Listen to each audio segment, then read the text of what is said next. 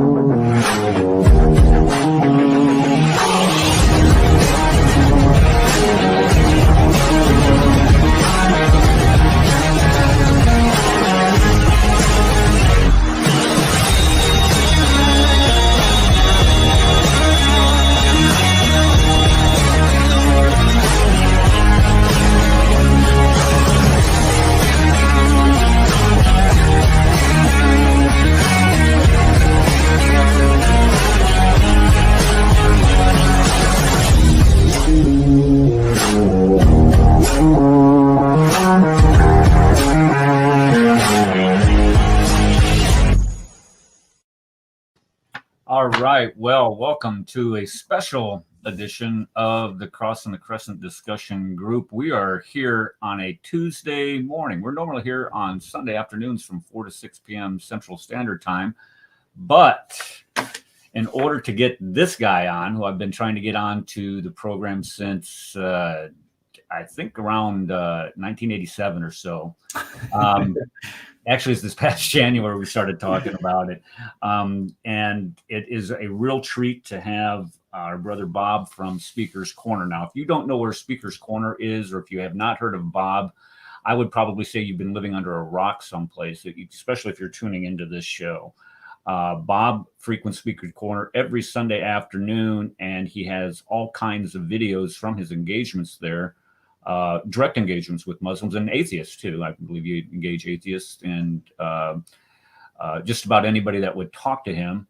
And if you don't know his channel, it's Btbsoco Film. You have two YouTube channels though. You have one person. Am I correct on this, Bob? You have one. Yeah, I have one personal channel, which is Bob of Speaker's Corner, and that's my channel. And then there's a cameraman that comes down and films me, and I appear on his channel called Btbsoco Films, but we're completely separate, you know. Okay. Well, enough of me. So let's go with Bob here. Bob, go ahead and tell everybody that does not frequent your channel what you do, who you are, and some of the motivations that you have for doing it. Yeah, so I work as a full-time evangelist, and I also work as a full-time apologist. And what does that look like on a weekly basis? It looks like corresponding with lots and lots and lots of people, probably around 300, you know, and trying to process that much written correspondence. It means, you know, going out and evangelizing at Speaker's Corner and tackling Islamic arguments, using social media, doing live streams on my own channel, having interviews with scholars and other polemicists on my channel, and, you know, speaking with Muslims, meeting with Muslims away from the corner, cafes, restaurants, and places, and having conversations with them, as well as others, in a hope of drawing them to our Lord. And it works. You know, just last week I was at someone's baptism. All right. You know, who became a Christian, who had come to the corner, not last week, but about 2 weeks ago. So, but they were evangelized at Speaker's Corner, and we certainly connected at Speaker's Corner, and I definitely contributed towards his conversion, which is the joy that I receive often. I receive news of, you know, people becoming Christians, and it tends to be the demographic that the church wants to reach out to. Sure. Younger men. And I also run apologetics classes, polemics classes, discipleship groups, and come and do talks at churches, and and deliver training sessions for churches and church groups. Okay, and so you do that on site, or do you do that through like Skype? Well, both. So I've gone and visited churches to run seminars, but I also host things over Zoom for people that want it or who are maybe too far away. So up and coming, I've got something going off with a whole bunch of Christians from Indonesia. Well, that Indonesia, holy cow! Yeah. Wow. We've done work with Christians in India, Christians in Indonesia. Yeah. So. I mean, it's such a blessing to be alive today, to be able to see people connect that way, to where you can actually, share the gospel with somebody that's, well, for us, that would be here in America, that'd be halfway around the world. But for you guys, it's still huge distances. And this is, I think we were discussing this on our Sunday show. We were talking about the collapse of Islam, or maybe it was in a discussion someplace else. It doesn't matter. But we were talking about how Muslims now today are having access to all of this information, and I actually hearing an honest critique, an informative critique of their religion, and they're leaving it by the thousands. And that's true. I've received a number of testimonies myself. I know of at least 2 Muslims who tackled me, both physically, one of them physically, and another one, in a debate, who now have become Christians. One of them is now married to a Christian, and God willing, happily married, in Wales, and another one is in Greece, who I had a debate with, and who is now on the path to becoming a priest in the Greek Orthodox Church. So there are definitely Muslims, even Muslims from the corner, becoming Christians. So, and do they normally become your best polemicists? Because we've seen a lot of Muslims that have converted out of Islam into Christianity, and we've seen some of them have just become phenomenal. I mean, Adam Seeker. He's just a case in point, of somebody who converted out of that, and he has such a thorough knowledge of it, and he's able to discuss it at their level and their understanding, which is, it's just phenomenal blessing. The number of people who've come to Christ through him. Yeah, I recently had Adam Seeker on my channel. He did a really fantastic presentation. I saw that. I was bowled over by it. It was brilliant. Right. But the Christians that I know who've converted from Islam, none of them want to get involved in apologetics and polemics in a big way. I think, for their own personal reasons, and I think safety is a factor for a bunch of them. They don't want to be too public about the fact that they've left Islam, and they tend to be on the shy side or keep it a bit quiet. But that doesn't mean that I don't know them. It doesn't mean that I haven't met them, and it doesn't mean that I haven't, got the video evidence of them arguing with me at the corner and now them being Christian. Okay. So I know that they're Christian. I don't care if some Muslim disbelieves me in the chat. And that's always the charge. It's he's lying. He's making it up. He's doing this because he gets paid to lie about Islam, and it's just the same garbage that we hear. Yeah, all the time. Yeah, all the time. But the evangelism is working, and it's definitely a way forward. So. Well, I see how successful your channel has been, and I appreciate you taking your time out to come to this little old channel, this little corner of the world. I love your channel, bro. I love your channel. I love your presentations. I think you're an absolutely magnificent presenter. And I think you should have a channel just dedicated to you making presentations, not even discussion, just you making presentations. And I have ideas, and I appreciate that. And I have ideas that want to do it. And I tell you, one of the things that I have worked on, and the thing is, I just don't have any time. I have 6 grandchildren, and every single night we're going this way and this way. Last night, case in point, I had 2 who had baseball games at the same time. So, and they were at the same park, which is unusual. So I'm going from diamond to diamond, trying. But this is what I've been looking at. This book here, Putting Jesus in His Place. Oh yeah. And I've made a bunch of slides on it. It's just that I want to do. I haven't got to the videos yet. So I think maybe this summer, during summer break, I might be Well, any past presentation you've made you want to do again, or any future one that you want to prepare and do, please do come and I'd love to have you on my channel to make another presentation. I enjoyed your last one.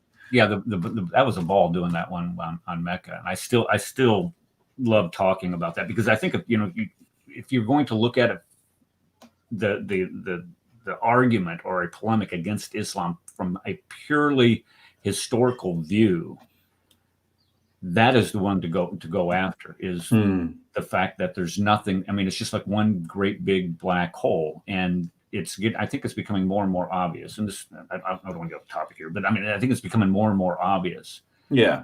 Well, it's a giant black hole, isn't it? Precisely because of everything that Muslims say about Mecca. It's like, if everything you say about Mecca is true, then we should have some evidence for its existence. Absolutely, yeah. Because if the city's supposed to be 4,000 years old, there would be some type of archaeological evidence for it. But the fact of the matter is, there isn't any. And there isn't any from cartography. There's nothing on the maps that Mecca was there. There's nothing in the writings of people. So that's why I love covering that topic. Yeah. Okay, so for today's topic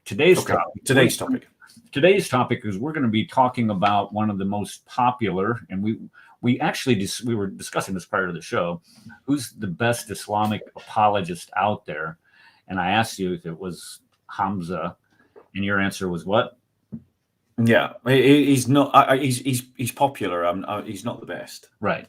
Okay. And then we want to make sure that we were able to discern the difference. There are several Christian apologists out there that are very popular, but it doesn't mean that they're the best. They're just very popular, and their message and the way that they present things just kind of hits home and resonates with a lot of people. And Hamza is one of them. And we've been talking about looking at some of Hamza's videos. And so I have subjected myself, and I've taken one for the team, and I've gone through several of them. I've endured a lot of what this guy has to say. And so we're going to play a couple clips, and I'm going to allow you to comment on them and give us your thoughts. And I'll share a little bit about what I think is relevant to what he has to say. So let me go ahead and put my screen up over here. And I tell you, and I hate going back and forth. Okay, this is the one, and we're going to play this one I think it's just the first 15 seconds. And here Hamza's making an argument about the Bible, and then we'll let you go ahead and comment on it.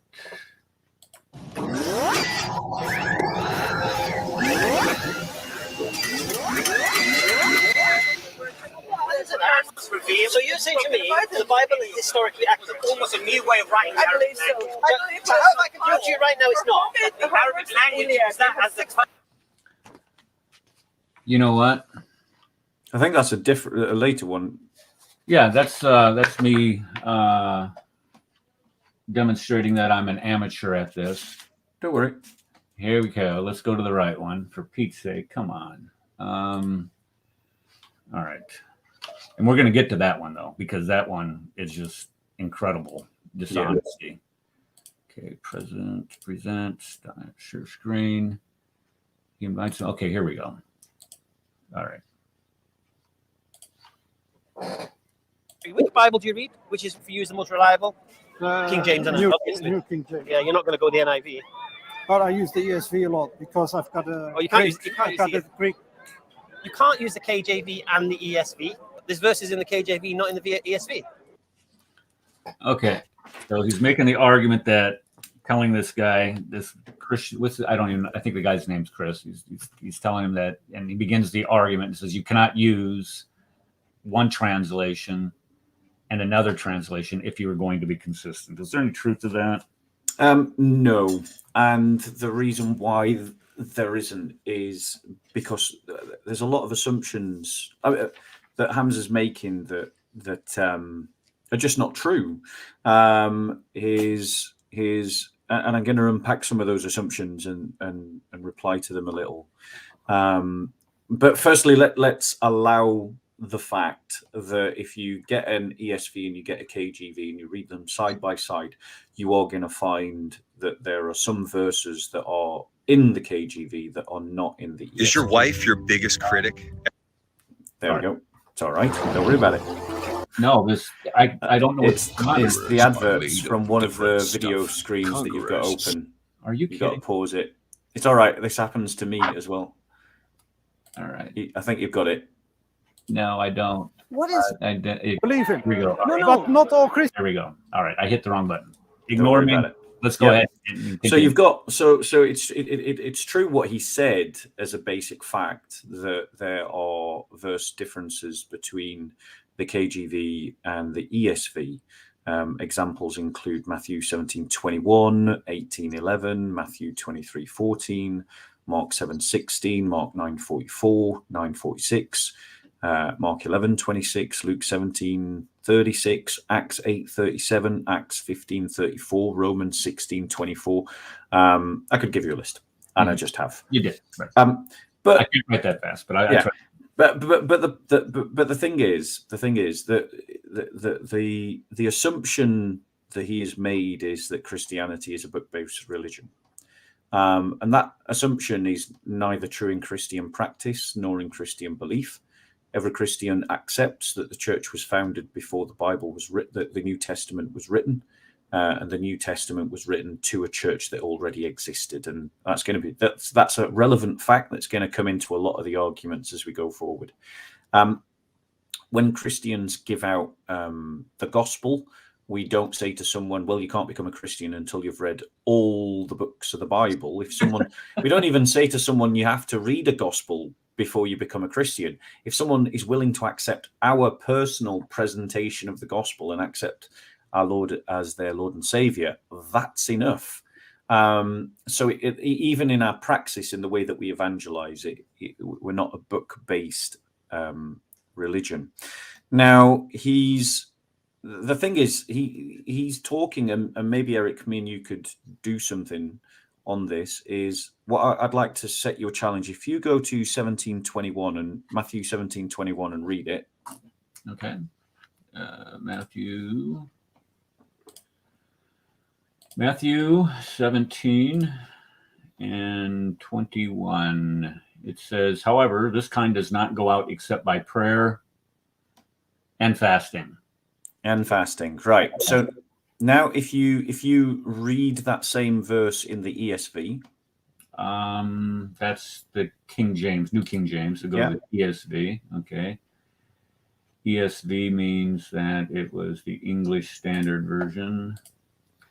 Go to Bible Gateway, guys. Bible Gateway is such a treasure trove of different versions. Okay, verse 21. Verse 21. It's not there. Yeah. So what now is missing from our faith by the absence of that? So my challenge to you, Eric, is while I make the rest of my presentation, is to see, using the ESV alone, if you can establish that prayer and fasting is a way to appeal to God for our prayer needs. So that's my challenge. Use Google, just prayer and fasting, and whether you can establish that we should use prayer and fasting when praying to God about things. Okay. I'll continue with my presentation just All right, to go make ahead. you do that, and then you're going to make a mini presentation straight after that, off the cuff, just to show what a weak argument this is.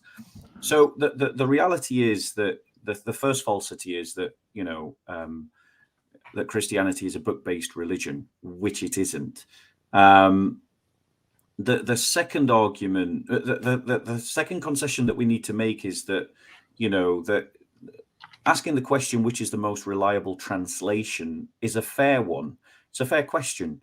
I think Hamza's probably saying it unsincerely, so I'd like to reverse it to Hamza, and I'd like to ask him which out of the over 100 Quranic translations in English does he think is reliable, and would he choose to use, and which would he reject? Because I have access to a whole bunch and they don't all say the same, and we'll do a quick experiment on that later as well.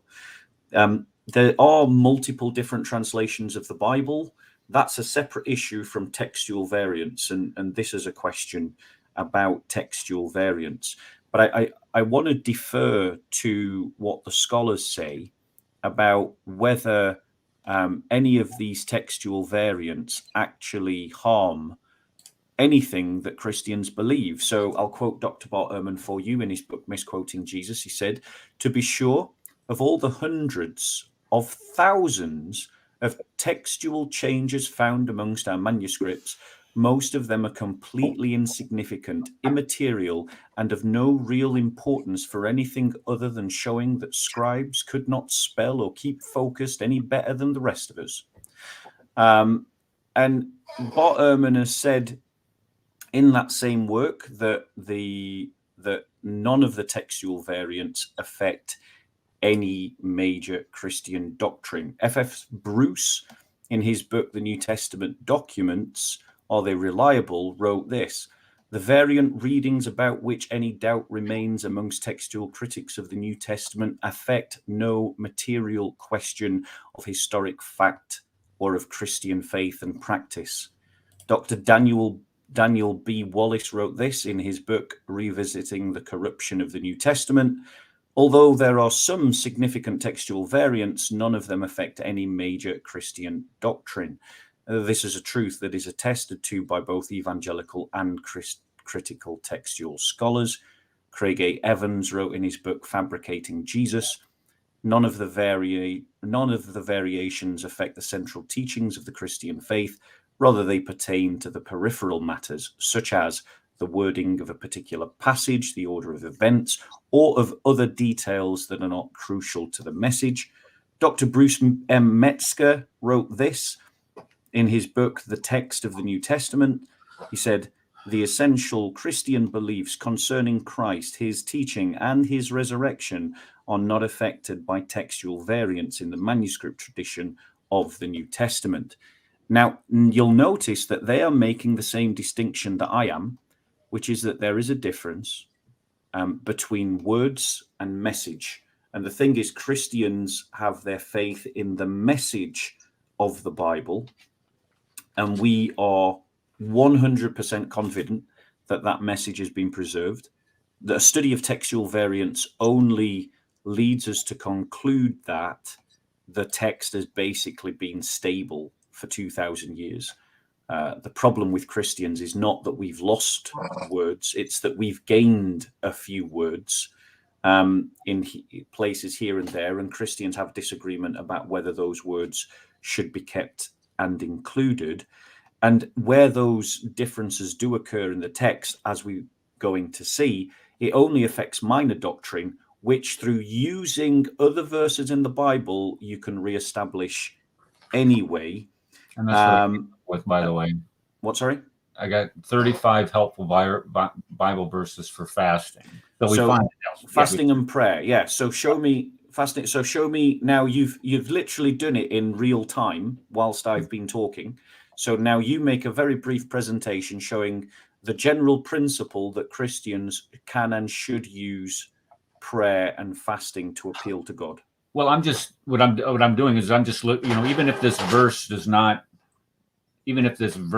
was omitted from late or earlier manuscripts, we can still find other verses within the New Testament itself that are not in doubt that tell us to pray and fast. Exactly. You go to, let's see here, Matthew 6:16 through 18. It says, "When this is Christ, when you fast, not if you fast, but when you fast, do not look somber as the hypocrites do, for they disfigure their faces and show others they are fasting. Truly, I tell you, they have received their full reward." So here Jesus is telling his disciples to fast. Then you go to Matthew 9. Then the disciples came to him saying, "Why do we and the Pharisees fast, but your disciples do not fast?" And Jesus said, "Can the wedding guests mourn as long as the bridegroom is with them?" So here you have another allusion to fasting. The Old Testament is full of it. Psalms 35:13-14, Daniel 9:2-5, Ezra 8:23. Then in Mark It says, when Jesus saw the crowd running together, he rebuked the unclean spirit, you mute and deaf spirit. Oh, here it is. Okay, I command you, come out of him and never enter him again. And after crying out, convulsing terribly, okay, why could we not, the disciples asked, why could we not cast it out? And he said to them, this kind, oh, this is the one that we had read. Yeah, though, this is the one that we're talking about. All right. So Yes. all right. But there are others. John 2:12, even now declares, Lord, return to me with all your heart, with fasting, with weeping, and with mourning. So again, fasting. It's all It's over. fasting and prayer. So the point is, it's not very hard to establish fasting and prayer as a principle. And in terms of, you look at the pattern of biblical prayer and fasting comes in times of extreme unction. So an extreme petition. So, for example, when Ruth was to go before the king, what did she ask the people to do? To pray and to fast for 3 days, that she might have the strength for what she was going to do. Was that Esther or Ruth? Esther. Esther. Was it? No. Yes. Esther. Esther. Sorry. Yes, you're right. Esther. But the story's right. Just right. There's a perfect example of a textual variant done in real time. Like, you know, we have two accounts. We have two accounts of the story. One in which I gave Ruth, and one in which the brother gives Esther. Yeah. But the reality is, the story is the same, regardless of which name is in there. And actually, the sources support Esther, not Ruth. So my version is clearly the textual variant that can be dismissed. And that's how textual variants work. You just seen an example in real time, thanks be to God. So my point is that Christ is applying, whether those words are in the text or not in the text, Christians can pray and fast to cast out demons. And in extreme unction, fasting with prayer is normative for Christian behavior. And I would say that casting out a demon probably requires extreme unction. So even if Christ didn't say pray and fast, Christians can still pray and fast and should still pray and fast. So nothing has changed about our practice. Nothing has changed about our beliefs. What I would say is that as Christians, we do need to make sure that we are using translations that are faithful to the Greek as much as possible. We do need to be aware that there are such things as textual variants, and we should recognize and frame that properly, that textual variants are a serious question for Christians, but they're not a knockdown question for Christians. They're not the kind of question that fundamentally makes our faith implode, because the faith isn't built on the Bible. The Bible is built on the faith of the apostles, and the Bible emerges. Opposite of what Islam is. Exactly, and that's the fallacy that Hamza's making. He's thinking that what's true for the Quran must be true for Islam. But just pick any verse at random, bro, in the Quran. Tell me to go to any verse you want to in the Quran. 4:157. 4:157. Okay, let's have a look at that. Because I'm just going to show you that Quranic translations also differ as well. And it is a question of translation. And then I'm going to come on to textual variants in the Quran as well, just to show that they've got exactly the same issues that we've got. So in Surah 157, Ahmed Ali translates it as this: and for saying we killed the Christ Jesus, son of Mary, who was the apostle of God, but they neither killed him nor crucified him, though it so appeared to them. Those who disagree in the matter are only lost in doubt. They have no knowledge about it other than conjecture, for surely they did not kill him. Ahmed Khan, and because they said we have killed the Messiah, Isa, the son of Maryam, the messenger of Allah, they did not slay him, nor did they crucify him, but a lookalike was created for them, and those who disagree concerning it are in doubt about it. They have nothing of it except the following of assumptions, and without doubt they did not kill him. Madudi translates it, and their sayings: we slew the Messiah, Jesus, son of Mary, the messenger of Allah, whereas in fact they had neither slain him nor crucified him, but the matter was made dubious to them, and those who differed about it too were in a state of doubt. They have no definite knowledge of it, but merely follow conjecture, and they surely slew him not. Talal Itani translates it, and for their saying, we have killed the Messiah, Jesus, the son of Mary, the messenger of God. In fact, they did not kill him, nor did they crucify him, but it appeared to them as if they did. Indeed, those who differ about him or in doubt about it, they have no knowledge of it, except the following of assumptions. Certainly they did not kill him. Now, a quick, fast reading, that all kind of sounds like it's saying the same thing, and it essentially is. But some of those translations kind of imply that Allah is the one. Some of them more clearly imply that Allah is the one behind the deception than other translations. I don't know if you picked it up. The main thing that I was, and the reason why I had you go to that is because in some translations, it says that his likeness was cast upon somebody else. They killed somebody else, and then the other translations, it only appeared to them that he was crucified. So you have completely different meanings being. So an example of that. Go on, finish your point, because I'll read you an example of it. Yeah, you have a completely different meaning. Here you have, well, it only looked like Jesus died here, but then over here in other translations, you have people saying, well, his likeness was put on somebody else, so therefore this is why it appeared. So you have the imposition of more meaning, and they get this. We know this. It comes from the second great treaty of Seth, Hammadi, or what is it? Nag Hammadi, Gnostic gospel from the 3rd century. We know where it comes from. Yeah. So this is where the same verse, but completely different meanings. Go ahead. Yeah. So in Karibullah's translation, it reads exactly you've said. And for their saying, we killed the Messiah, Jesus, the son of Mary, the messenger of Allah, they did not kill him, nor did they crucify him, but to them he, the crucified one, had been given the look of the prophet Jesus. Those who differ concerning the prophet Jesus are surely in doubt regarding him. They have no knowledge of him except the following of supposition, and it is certainly they did not kill him. So as you can see, different Quranic translations translate the verse differently with slightly nuanced implications depending on which way you throw it. But it gets worse. So this is a book I want to recommend to people, Corrections of Early Quranic Manuscripts, because there are textual variants in the early Quran as well. So I'm not opening to a totally random page. I put a marker in, but I did actually flick through this to just land at a random page when I was prepping.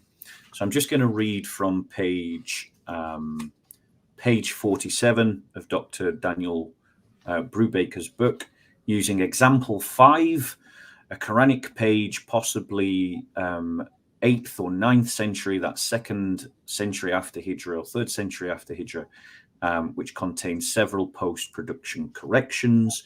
And he goes on to list them, and I'm going to just read some examples for you. This folio begins in the middle of Surah 691. Even as it now stands, it has a variant rasm, for example. And I'm going to slaughter the Arabic, so if anyone is an Arabic speaker, I apologize. I'm not trying to insult the language or the culture. I have a lot of respect for Arabs, but you'll obviously, you can correct me. I've got a Muslim friend who just says, stop speaking Arabic. he just says, stop speaking Arabic. So Wa'la, or Nur, of Quran 691 is written instead of Wo in this portfolio, and the Lam Alif has been omitted. The meaning here is thus you and your fathers, rather than the 1924 Cairo edition, which says you nor your fathers. So clearly that's a textual variant with a meaningful difference. Another example is what reads Mubarakun Musadiku. It is blessed and confirms in the 1924 Cairo edition, as found in Surah 692, is written in this manuscript without the long medial alif in the first word, and also with a long alif in the end of both words to render Mubarakan, Musadikan, apparently a blessed and confirming one. So not it is blessed and confirms, but a blessed and confirming one. The war, which is and in Arabic, that precedes the litundir, that you may warn in the 1924 Cairo edition, is absent on this page. I shall I go on? You made I have, yeah. You made the point and demonstrated that this idea of perfect preservation, is so that there are textual variants in the earliest codices of the Quran. The thing is that everyone's got to remember the Quran is smaller than the New Testament, and it's far later than the New Testament. Right. And the fact that we've got a smaller book much later, 7th century, that has textual variants in it that we can find evidence for, means that Muslims don't have an argument when we're talking about a text that's 2,000 years old. So it's 700 years earlier, and it's written, and it's a much bigger collection of books. Sorry, Okay. I might have. Yeah, go on. But the point that I don't try to take the side of the Muslims on this, but just to illustrate their point and drive their point home, if you go through those variants that Brubaker and other scholars are now finding within the Quran and the original manuscripts themselves, they really don't have an impact on any of the core teachings of Islam itself. Yeah, yes, there are variants, but that doesn't impact the core teachings, the meaning of the overarching meaning of the text, or what their beliefs are. I would agree. Same thing applies to the variants that the several thousands of variants that we find in our manuscripts. There's no impact on any core teaching of the church, and we just accept that because this is, it isn't like we have, cut and paste, back in the 7th century or in the 1st century. They actually had to hand jam that stuff, and people are fallible and they make errors, and we recognize it, and we're able to address that through textual criticism. The difference is that they don't allow that, though, because it runs contrary to the Sharia. You cannot second guess, and anything that by consensus is considered blasphemy, is considered apostasy.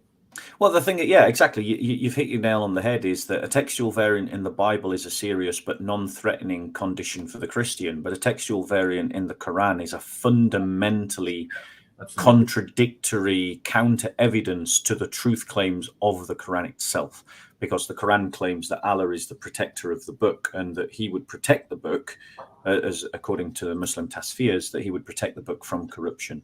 So the fact that we have found textual variants demonstrates that Allah has failed in his promises, which means that there's a contradiction in the Quran, which means that it's not from Allah. So that means that Hamza is a hypocrite then? Hamza is working to a double standard, definitely. But his double standard is allowed to go on because lots of Christians fall into the trap of his assumption, which is that Christianity is a Bible-based religion. On a slightly tangent point, but I think a very true point, an important point, I do think the time has come for Christians to know who's translating the Bible.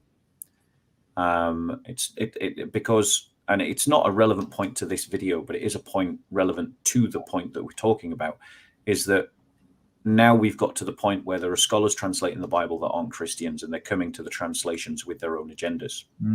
I see what you're saying, sure. Yeah. And we need to raise this concern amongst our brethren that it's time for now to list any translator who works on a biblical translation.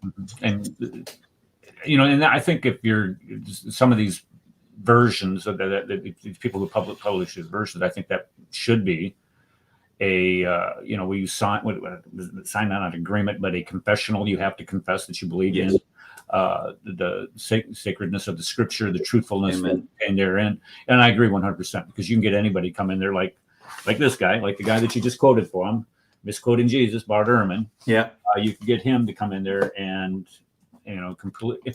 And then everybody, and I like your allusions to Daniel Wallace. And I would encourage anybody, if you can, go over to his website, watch his lectures on textual criticism.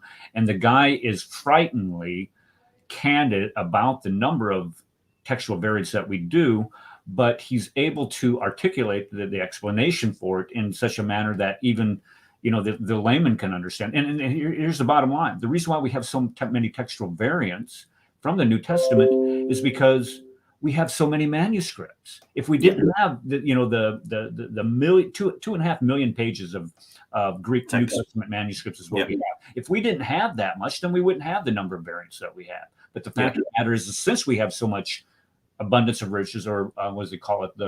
An embarrassing abundance of riches. Right. Yeah. Because it's 5,000 Greek texts, 10,000 Latin texts, and 5,000 texts in other languages, which means that when we compare all these texts, not only do we have an uncountable number of textual variants, but it's really easy to spot the fact that most of them are just spelling mistakes. It's like, what's the difference between, how do you spell John? John, Jonn, John, how would you translate that? You just translate it as John. Do you know what I'm saying? Yeah. So that's 99% of all the textual variants that we talk about in this uncountable number. That's all of them, 99% right there. The 1% that has meaning, well, we can spot those really easily, like the Comma Johannan, the Adultere Pericope, the longer ending of the variant endings of Mark, including the longer ending of Mark. They stand out like a sore thumb to us, but yet absolutely none of them affect any essential anything essential of the Christian message. And any minor effect that they have, it's more like a shade of pink or a shade of red. It's a little brighter or darker. It doesn't actually even change the minor doctrines. It just changes a nuance in the minor doctrine. And a lot of those variants, as we pointed out earlier, are as far as fasting and prayer. You did a great job of illustrating that. Are found elsewhere in Scripture. Or, for an example, Jesus forgiving sins. We have it in Mark. I mean, we have it in different parts of the Gospels where we can come back and say, well, look, just because you might not believe this here, I mean, there's a variant here, we'd have it over here also. So we have a multiplicity of different descriptions of the same events that enable us to articulate those core Christian beliefs. Yeah. Before we move on, I just want to lay down a challenge to any Muslim out there who thinks that my thesis is wrong. Well, show me a textual variant that changes an essential doctrine that I believe in. And if you do, I'll stop doing apologetics and polemics and I'll get off YouTube. There you go. Surely Muslims, that's worth a try. Okay, well, I'm sure. I hope they send you those emails instead of me, because I don't want my inbox getting all clogged up. But yeah, that's and this is where what Hamza's doing. What I think what Hamza's doing is so completely dishonest. Is he's trying to prey on the ignorance, and this is what he does. He preys on the ignorance of Christians at Speaker's Corner. And when you have somebody like yourself or other Christian apologists go out there and confront him, he gets shut down rather quick. And I've noticed that a lot of his videos are just with common people that go out there and speak. And one of them that we're going to talk to was Jewish. Okay. Okay. You want to go on the next one? My goodness. Yeah, I mean, on the first clip. Yeah, that's okay. I'm good to keep going for a while. So let's press on. Let me go to this one. Well, we'll just stay on this one here for a second. He says he has two claims here. Let me bring this back up. Oh, I took it off. Why'd you do that? Okay, this is, he invites Muslims, share, and we are at the 2-minute 44-second mark. Let me make this full screen. Here we go. I've got two claims. All right. I don't believe you can justify Jesus being God, even if every word of the New Testament is true. I don't believe you can. Yeah? That's my first claim. My second claim is, obviously, I don't believe they're reliable anyway. But even if they were, I don't believe you can justify it. Now. Okay, so what he's saying here is that he's making two statements here. He's saying you cannot demonstrate that Jesus is God, even if he accepts the entirety of the New Testament, or So the first one is that he'll accept how did he say that? He was going to accept the entirety of the New Testament. even if every word was true, you couldn't justify it. Yeah, you can't justify that Jesus is God. Right. True. So so to answer Hamza and Muslims directly, one assumes that the claims of the Quran are normative, and so therefore let us look. If we assume, for the sake of Hamza's test, that every part of the New Testament is true, therefore we don't need to question its reliability or its truth claims. I mean, that is a slightly self-defeating argument, but let's pretend for a moment we now have to justify it. Well, let's justify it with the Quran, which is normative. So the Quran gives certain titles to Muhammad, to Allah, the sock puppet of Muhammad, but he gives certain titles to Muhammad. So, for instance, it calls Allah the light of the heavens and the earth in Surah 24, verse 35. But funnily enough, Jesus is also called the light of the world in John chapter 8, verse 12, and in John chapter 9, verse 5. The Quran describes Allah as the truth in Surah 22, verse 6. But Jesus, our Lord, proclaims himself to be the truth in John 14:6, where he says, I am the way, the truth, and the life. Allah is declared the judge. Allah is described as the judge in Surah 11, verse 45. But Jesus is described as the judge of the living and the dead in Acts 10:42 and 2 Timothy 4:1. And Christ himself says that the Father judges no one, he has given all judgment to me. You see that both in the Quran, you've got Allah creating in the Quran. He's the creator, but in the Christian scriptures, Jesus is the creator. The Quran is declaring Allah as uncreated, and in the scriptures we hear that Jesus is uncreated. Now, for whatever reason, the notes that I had to show that I cannot find. So just bear with us 1 second while I just find where my notes. Bear with us. Okay. Did you? I don't know what happened, but my system just crashed. And let me see here. Let me remove this. Did you want to say something, Eric? Because I've got more examples to give. No, I just said my system just crashed, and I just had to bring everything back up. I'm sorry. Go ahead. Okay, that's fine. I missed almost everything. Well, the last part that I saw that you were talking about, Jesus is the light of the world, the truth, the judge. Yeah. Okay. That's fine. I've not really got further than that because I'm struggling to find my notes, but bear with us. So another example is that the fact that in the Quran, one of the titles of Allah is Al-Qahar, the subduer, but Christ says that all authority in heaven and earth has been given to me in Matthew 28:18. So who's the subduer? Is it Allah or is it Jesus? In one of the titles of Allah is Al-Malik, the king, but in the Gospel of John, Christ says in 18:37, I am king. You are right in saying that I am king. In fact, for this reason I was born, and for this I came into the world to testify to the truth. So who's king? Is it Allah or is it Jesus? In the Quran, it says that Allah is Al-Mumin, which means the faithful. But in John 14:1, Jesus says, do not let your hearts be troubled. You believe in God, believe also in me, which is showing that that Jesus can be trusted, that he is faithful in what he does. Let me go back and get you some more examples. Bear with me.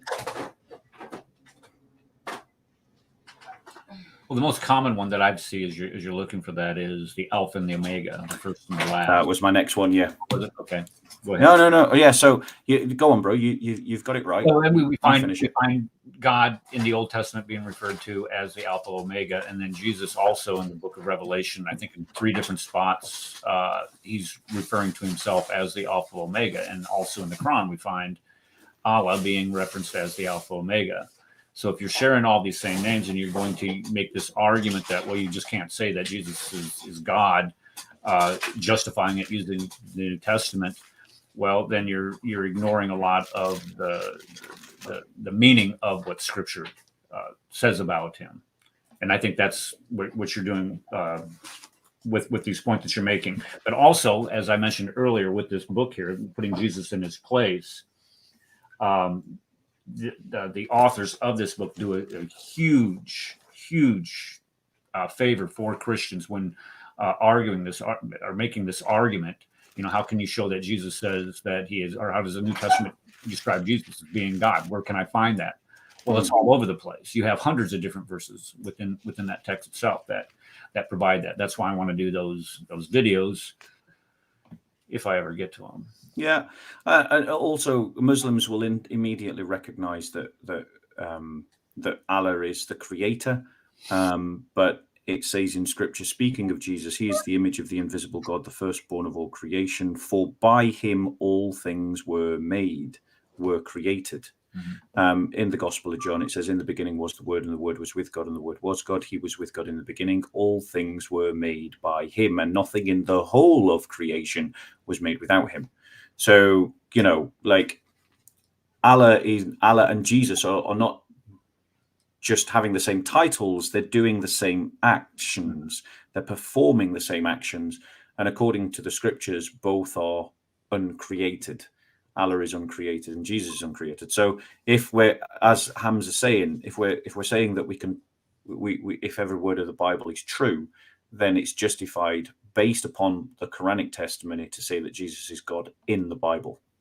Yeah, this is where he's trying this. And this, if you continue to watch it, we're not going to, but if you continue to watch the video, he tries to muddy all of the objections that the guy that he's encountering has, and again, being dishonest in his representation of those verses, and that's what they have to do in order to try to score those points, or in order to make those points. Definitely. Okay. Do you want to make any more points on that? Or do you want to go into the next one?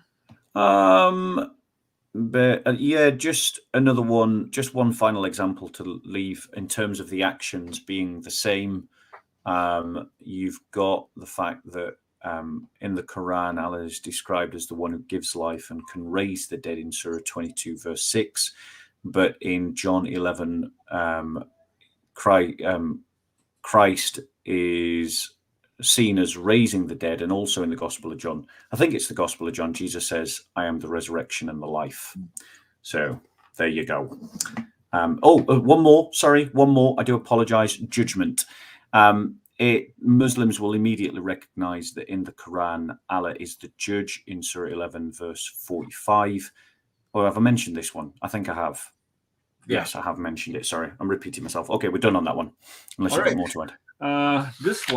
This next one, let me get it up here and hope I don't butcher it like I did last time. 443. He is making the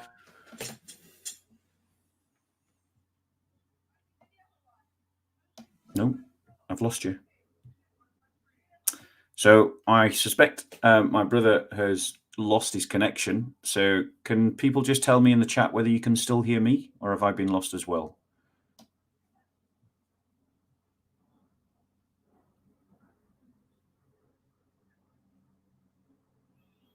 Are we still there, guys?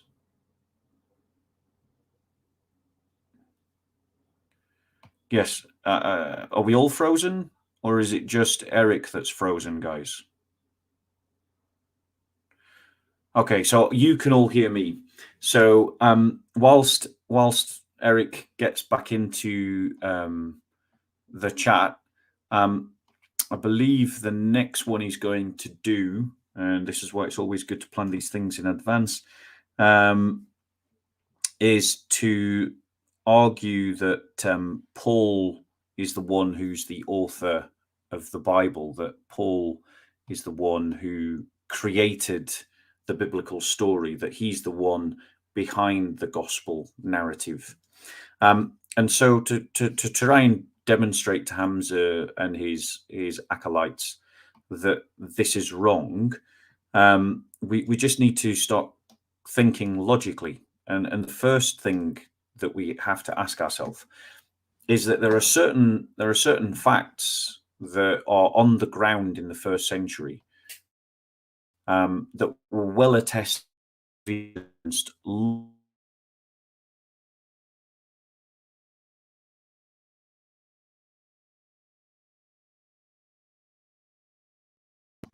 that were attested long before the 7th century. So these would include things like the tomb of Christ being empty, post-mortem experiences of Christ, that the Sunday was venerated as a special and holy day, and that the cross was taken as a sacred symbol. Now, the thing is, if there was no resurrection, then none of these facts would be true, but they are well attested, as well as the fact that Christ was crucified. It is a well attested fact. Now, if the Quranic narrative is true, even with their idea that it was something where someone else was crucified in his place, that would not account for everything that occurred in the first century. It wouldn't account for venerating a Sunday as a special day. It wouldn't account for the multiple post-mortem experiences, which, by the way, even scholars like Dr. Bart Ehrman accept are real. It doesn't account for the cross becoming a sacred symbol, because the Jews had a paradigmatic formula for what to do if your teacher died. And the paradigmatic formula is, if your teacher died, then you venerate the tomb. Not that you start observing the first day of the week as something special and claiming that someone had risen bodily from the dead. But this all occurred in the first century, long before Islam. So it wasn't like they invented this to disprove Islam. This just was. The question is, why was it? And if Paul made it up, if Paul made up these things, well, that means there would still be a body in a tomb. That would mean that there is no reason to honor the Sunday as a special day. Why would you? Like, the idea that Paul made this up is just unrealistic. You're welcome back, Eric. I've had this experience myself, so I knew exactly what to do, and I've just continued with the presentation. So I don't know if you were listening. For carrying my show on for me. Yeah, well, there you go, bro. This is incredible. This is I've been doing this, and my system has never crashed on me in the middle of the show like this. This is nuts, and I apologize. Don't worry about it. I've been there myself. I was doing an interview. Don't worry, Eric. Honestly, I was doing an interview with a Somali Christian woman who had converted from Islam to become Christian, and I got kicked out of my own show because someone turned my internet off. And one of my flatmates turned my internet off, and so she was just left there all on her own. So don't worry. So I just carried on. Anyway, you to bring you back in, if you could look up where Paul talks about his sufferings and all of his deprivations that he suffered for the preaching of the gospel, if you could pull that up, because that will be a relevant point. Now, the thing is, if someone was going to make up their religion, guys, what would we expect to see? We would expect to see them benefiting from making things up. We would expect just-on-time revelation. We would expect them to have special exemptions to the rules that they give to other people, like the guy in Africa, the fake Christian preacher who told his followers to starve themselves to death if they wanted to see Jesus. But funnily enough, he didn't starve himself to death to see Jesus, but he did ask for money. So people that make up religions like Joseph Smith or L. Ron Hubbard benefit from the fact that they are making up their religion. And do we see evidence of that in Muhammad? And do we see evidence of that in Paul? Have you found the passage where Paul talks about his sufferings?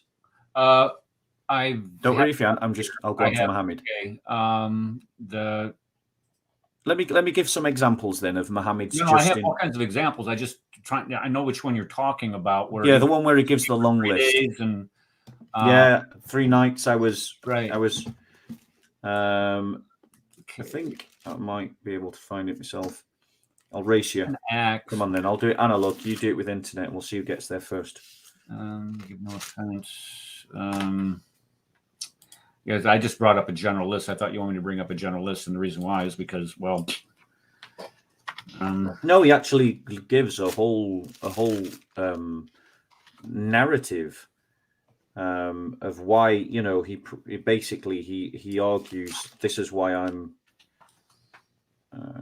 Acts 27. Not in Acts. It's in one of his letters. 2 Corinthians. Here it is. 2 Corinthians 11:25. Go on. Okay. Thrice I was beaten with rods. Once I was stoned. Thrice I suffered shipwreck. A night and a day adrift in the deep. That's one of them. Now, there's a much longer list that he gives. Yeah. Let's see. This is 11. I believe it's. Good night. King James. 2 Corinthians 11. 2 Corinthians 11. Come on. 11. And.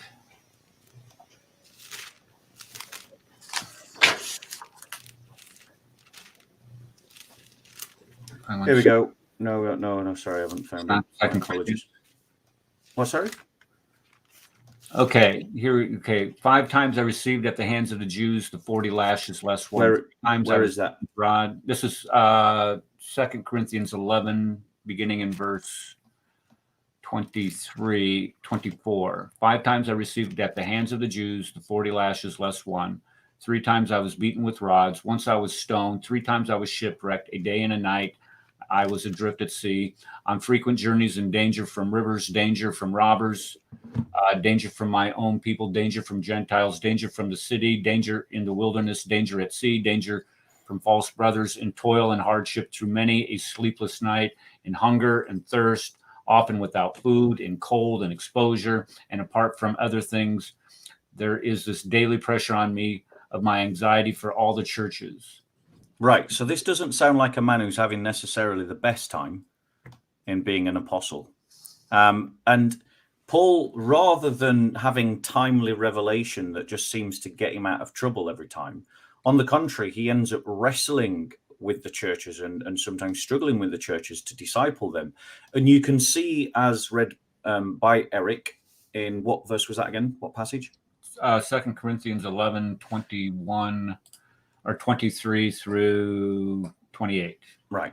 The many deprivations that Paul had, but compare this to some of the timely revelations that Muhammad had.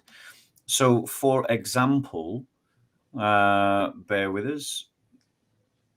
I'll read from Sahih al-Bukhari, book 66, hadith 12, or some number systems give it 4990, and some give the reference as volume 6, book 61, hadith 512. There was revealed, not equal are those believers who sit at home and those who strive and fight in the cause of Allah. Now, it's a reference to Surah 495, but you won't find it like that in your Quran. What you'll find in your Quran is this. The Prophet said, "Call Zayd for me and let him bring the board, the ink pot, and the scapular bone, or the scapular bone and the ink pot." And then he said, "Right, not equal are those believers who sit."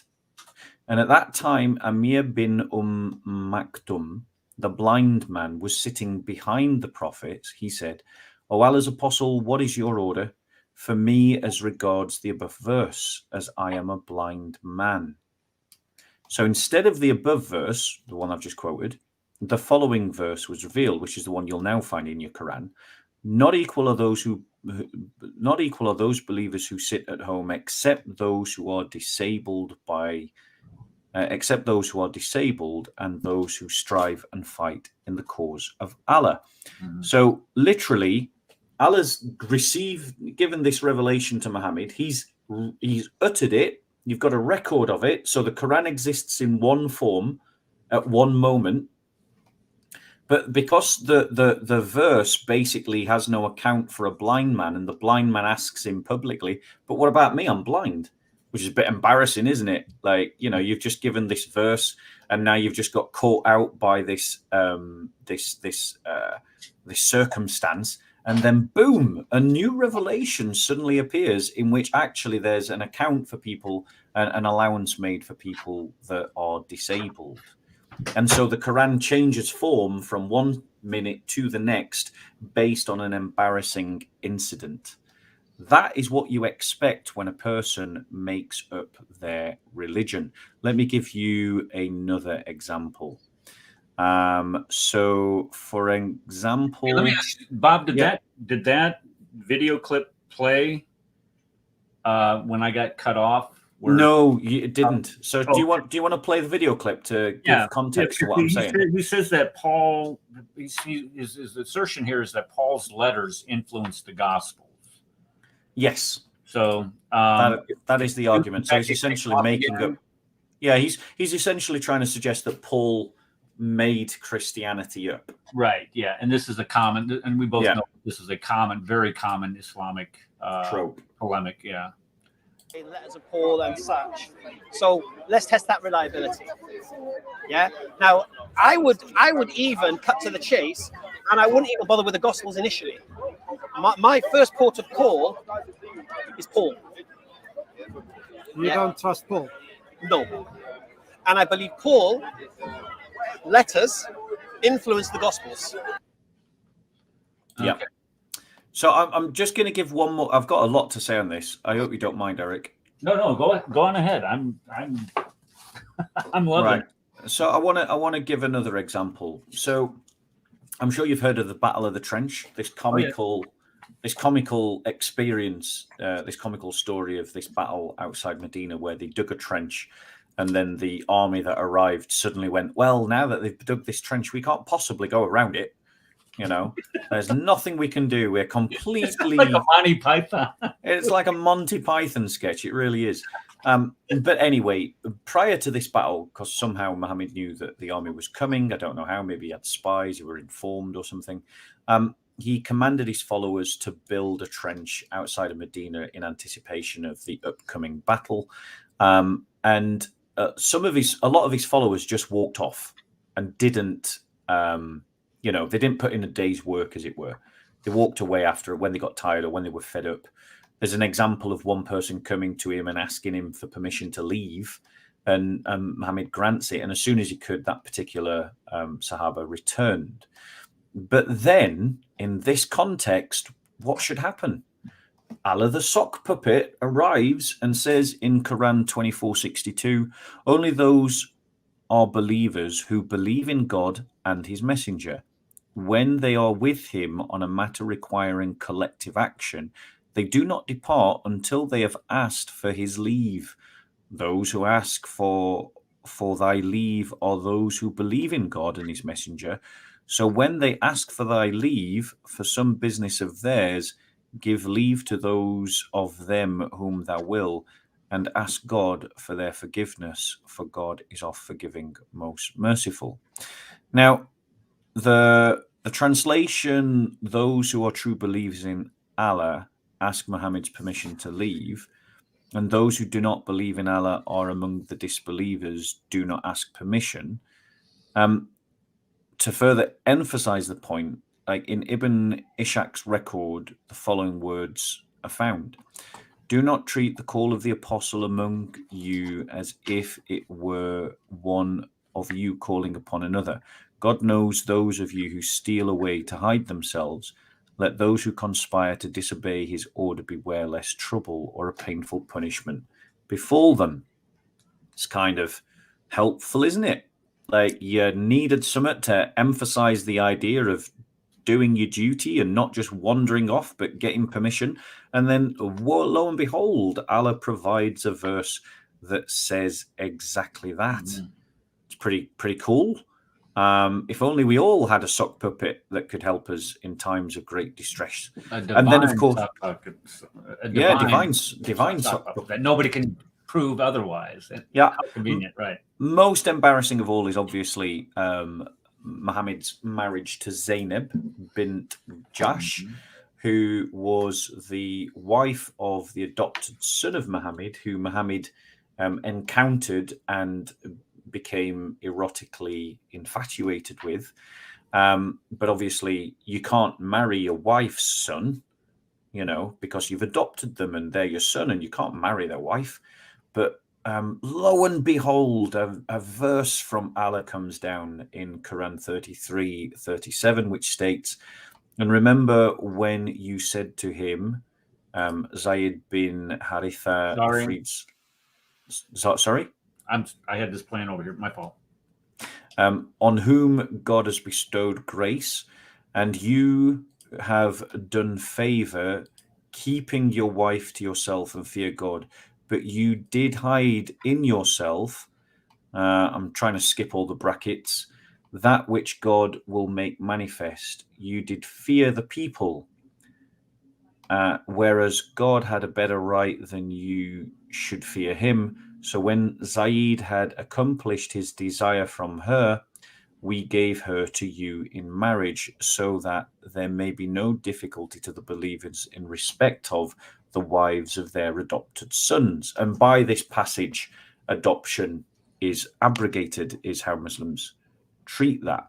But it's appropriate, it's like, this is what we would expect to see if a man was inventing his religion. Just in time kind of revelations. We find it with Joseph Smith and the Mormon Church. Polygamy was the foundational doctrine of their religion. The United States, under Christian pressure, put loads of pressure on them. And then, boom, a prophet arrives and says, oh, polygamy is no longer a thing that we need to practice. Mormonism said that, that black people were accursed.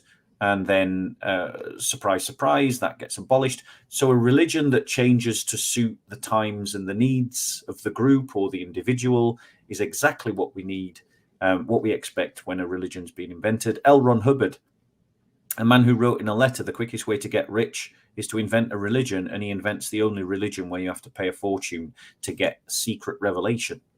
I mean, come on, guys. It's kind of like, it's obvious. So he's accusing Paul of making up Christianity. He's got no evidence to support that. And actually, it's the other way around. Yeah, I was going to just make a couple comments on that Zayed and Zainab thing. Just to satisfy his lusts, he gets this revelation. I mean, you can't get any more obvious of what's going on here than this verse here. And one of the worst things about it is, one of the most beautiful things that human beings do is adopt the children of other human beings and give them their name, give them inheritance, give them a life. And because this man was so pathetically sexualized, over-sexualized, or however you want to describe it, and followed his lust everywhere, he destroys one of the most precious things that human beings do. And it's absolutely disgusting to think of that something as beautiful as adoption can be destroyed by a man because of his lust, and that you have almost 2 billion people today following that. Another couple examples that I had listed here about Paul inventing Christianity.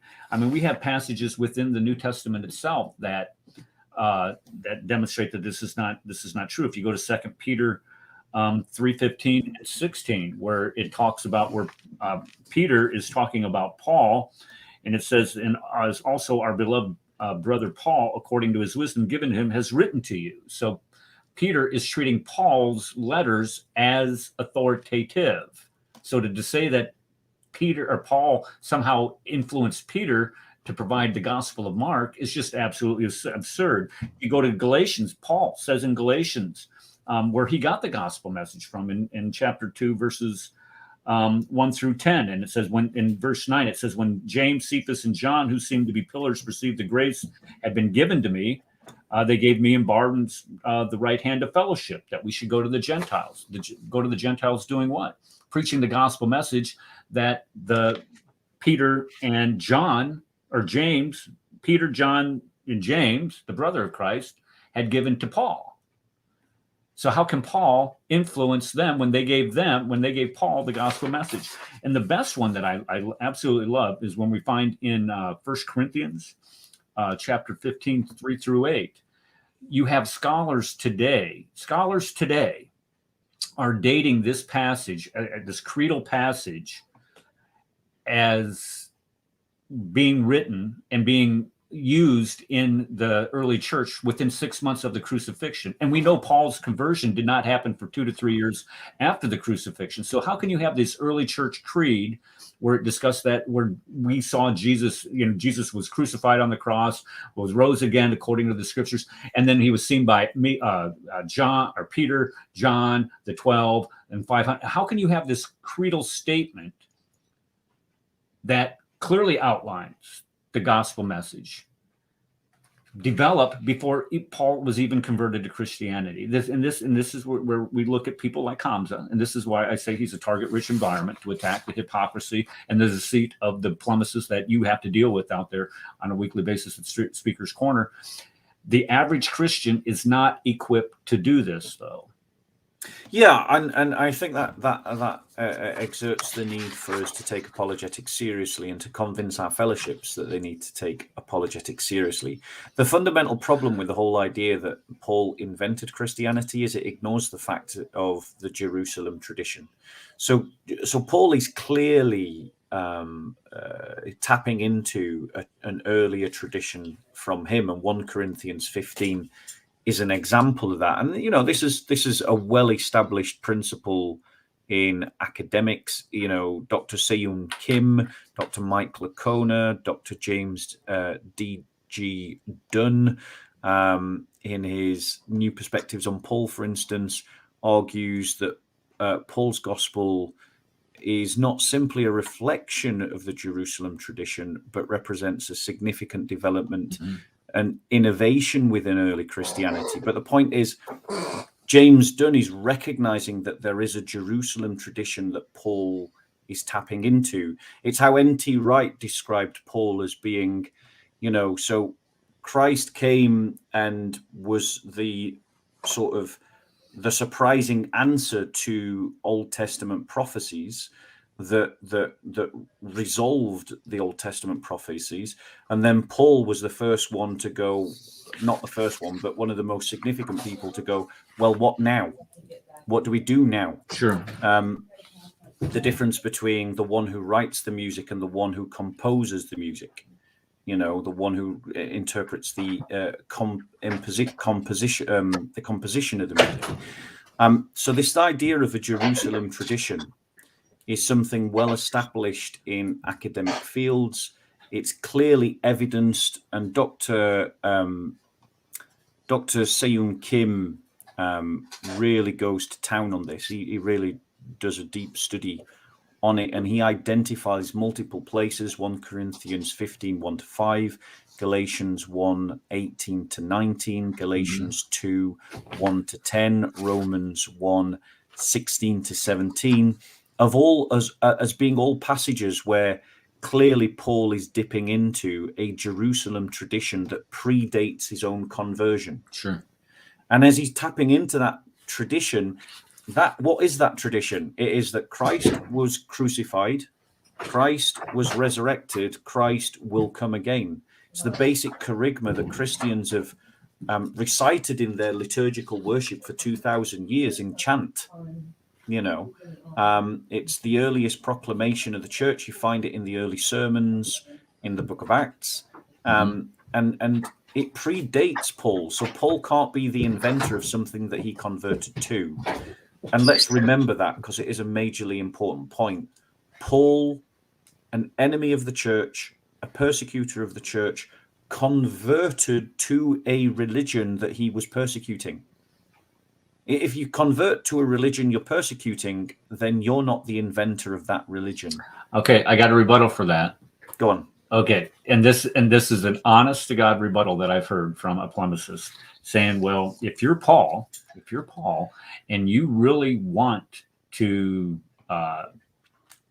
put the death nail in this religion, and take away its effectiveness, why not pretend that you've converted and then try to influence them to preach a different message? And that's and the argument is that's exactly what Paul did, because it was Paul's deviousness. He decided to become like them, but to alter the message oh so subtly, so it would not conform to Qur'an 4:157, which we discussed earlier. It's just bizarre. It's got the horse before the cart. It's got the carriage before the horse, sorry, because it assumes that Paul was writing to disprove a religion that came centuries later, which is fallacious logic at its finest. Now, they're obviously claiming that there was some kind of Muslim following of Jesus based upon Quranic testimony that was written in the 7th century. But that same Quranic testimony states that Allah will make the followers of the Muslim Isa superior to those that disbelieve until the day of resurrection. That's what the Quran claims. So by the Quranic testimony, if that counter argument is true against Paul, then we have to conclude that Allah failed in his promises because Pauline Christianity won. Right. It didn't just win, it won big. And actually, if you read the Quran carefully, it makes no distinction between Romans and Christians. It sees them as being synonymous, because obviously at the time of Muhammad, they were synonymous. But the reality is then that the Roman Christianity is the apostolic Christianity that we believe in. And that shows that the Muslim followers of Jesus did not and were not victorious and superior in the uppermost over their enemies, like the Quran promises that they would be. The other problem with that is it makes Allah a liar. Because go on. Well, I'm just going to say this is exactly what you were alluding to, and this is what you would find. This is a man who's, he's obviously historically unaware of the chronology in which all these events occurred, writing the Quran. And then you have apologists like Hamza here trying to defend that by trying to go after Paul. Because this is the David Wood argument. He goes, you think of all the apostles, you cannot impugn the integrity of the apostles. But so who do they go after? Well, they go after the one man that did not follow Christ for the 3 years. So you have to impugn his integrity somehow. But in order to do that, you have to completely ignore the chronology that we find in the book of Acts. Acts is basically Luke.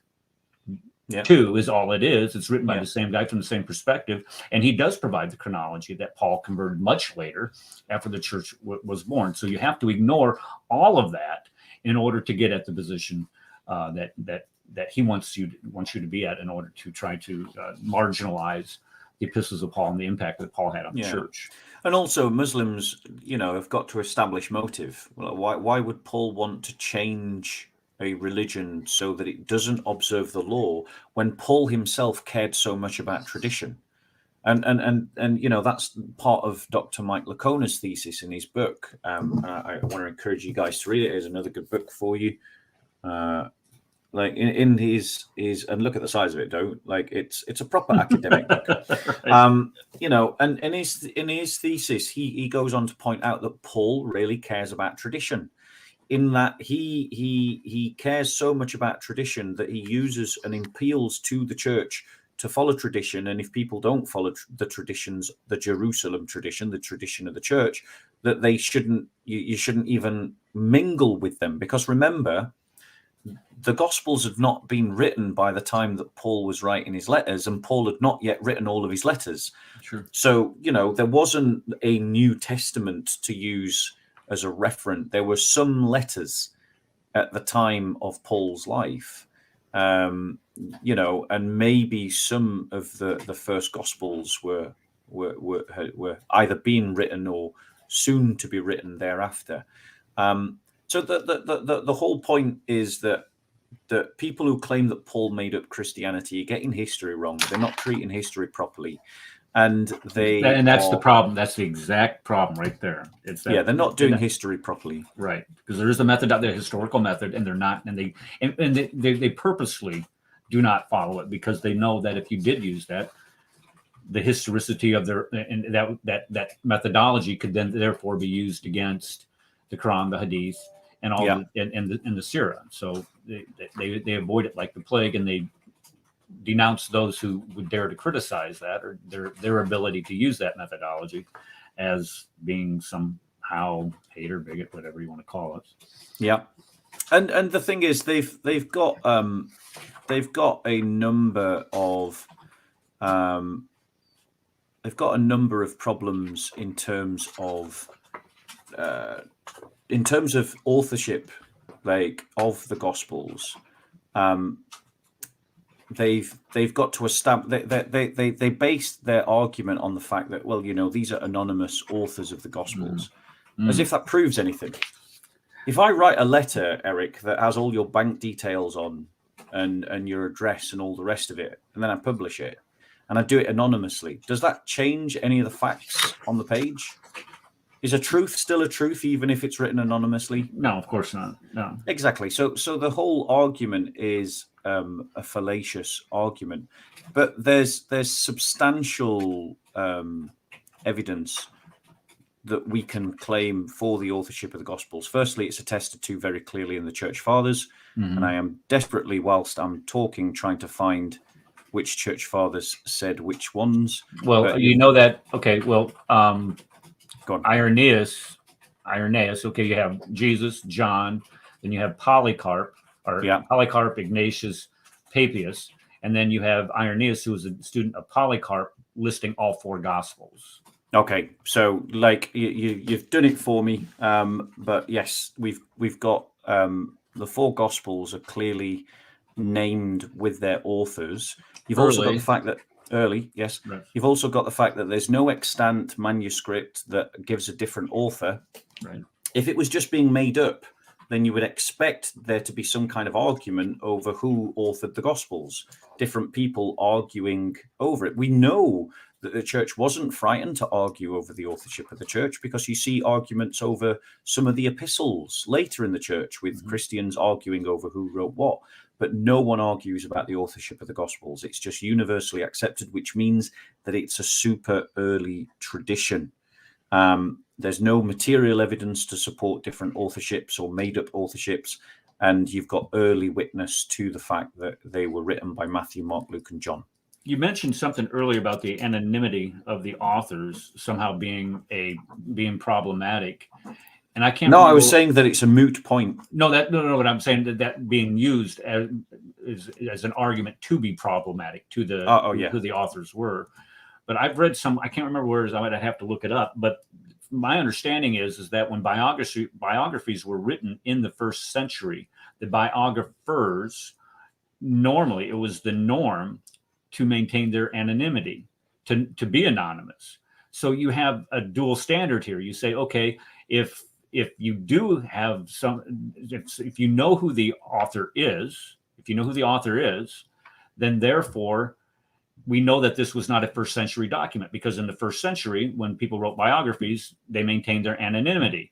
Well, then if you have somebody that is writing anonymously, and you say, well, we don't know who wrote the gospel because it was anonymous, then you deny it that way. So it's, heads I win, tails you lose. They try to formulate that argument, but the argument actually works in the opposite direction for those people who make that silly claim.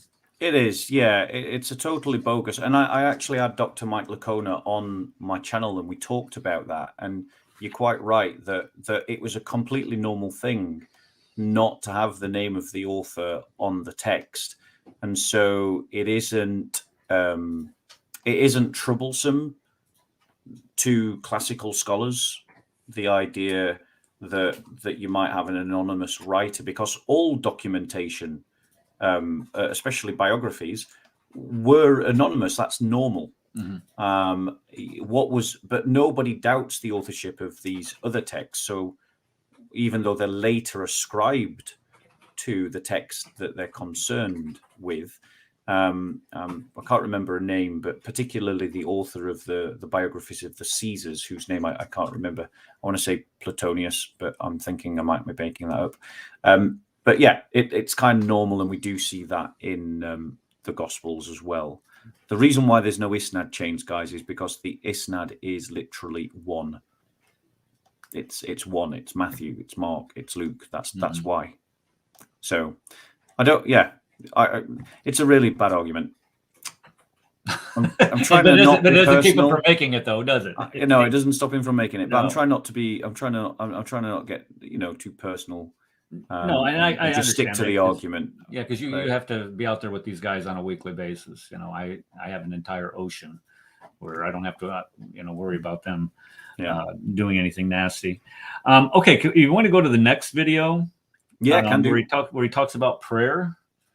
So let's just. He starts off the video. And actually he has some really good cinematographics for his channel. I got to hand it to him. I still like my intro, so it doesn't matter. All right. Okay. Let's go ahead and play this. This is about a minute long, so we're gonna have to stick with me on this. Let's make this full screen and play.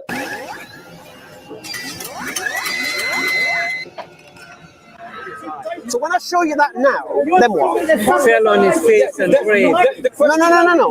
When I show you in your Bible that Jesus fell to his knees with his head in the dirt, when I show you, I am going to check first of all. Wait, stop. You just, okay, 1 second. No, 1 second. You just said nowhere in the Bible does it say that. So are you lying or you don't know? Excuse me. You need to be more like, this is the discussion. No, this is exposing you. No. This is no discussion. It's not. I'm not here to discuss. This is like your ignorance. Ignorance. Yeah. My ignorance. Yeah. All right. Yeah. You're the one who doesn't know what's in his Bible, and I'm the ignorant one. Yes, I do know. Yes, I do know. Right. So if I show you, you need to be more peaceful and not stop shouting. This is not. Okay. I won't. I won't.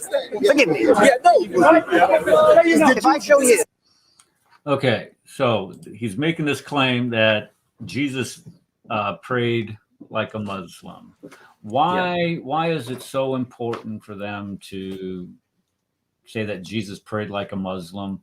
And I'm sure we're going to go through how Jesus did everything but pray like a Muslim. So go ahead and have at it. Yeah, so they make this argument because, firstly, they're used to Christians having no reply. And it has a shock value.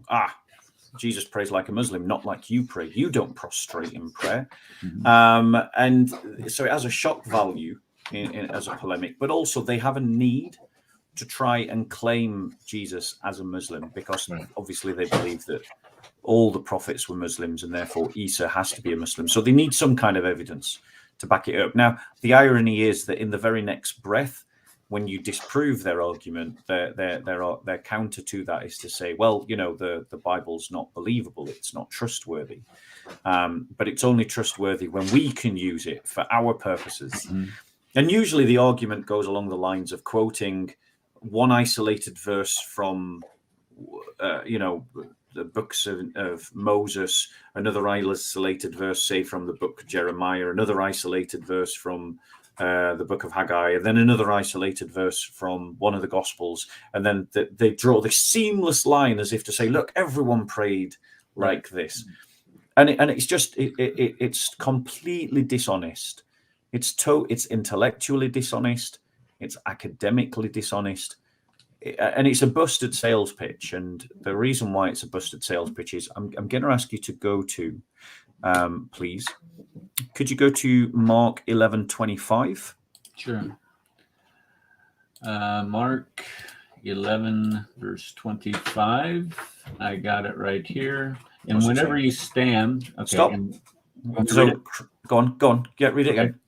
And whenever you stand praying, forgive. What? So Jesus is saying, when you stand praying. That's a textual variant. Yes, that is not a problem. Because there are other verses in the scripture where Jesus does this. If you No, turn I'm kidding. to- I was kidding about that. I'm just saying. Oh, you're really right. That's got to be a variant. Instead of standing really doesn't mean standing. I thought you'd got some note No, there no, to say no, it was no. textual variant, and then I was just going to do exactly what I said do earlier, which is I was just going to go to another verse to say the same thing. Yeah, it's ridiculous. Okay, go ahead. What was that verse? You want me to bring that one up too? No. So also go. So Christ is saying in Mark 11:25, when you stand praying. So he assumes that the normative position of prayer is to stand. Yeah, look at how he applies that to himself. If you turn to John 17:1 and read that. Okay, John 17, verse 1. And when Jesus had spoken these words, he lifted his eyes up to heaven and said, Father, the hour has come. Glorify your Son that the Son may glorify you. Yeah. So here Jesus is saying he's standing and he is looking up to heaven. Muslims aren't allowed to look up to heaven when they pray. That's forbidden to them. Jesus is standing in prayer. He's not prostrating in prayer. Let's go to. Do you know the parable the parable of the sinner and the tax collector? Yes. Yeah. Okay. Do you want to pull that passage up? Okay. I can't remember it off the top of my head. I'll find it. Yeah.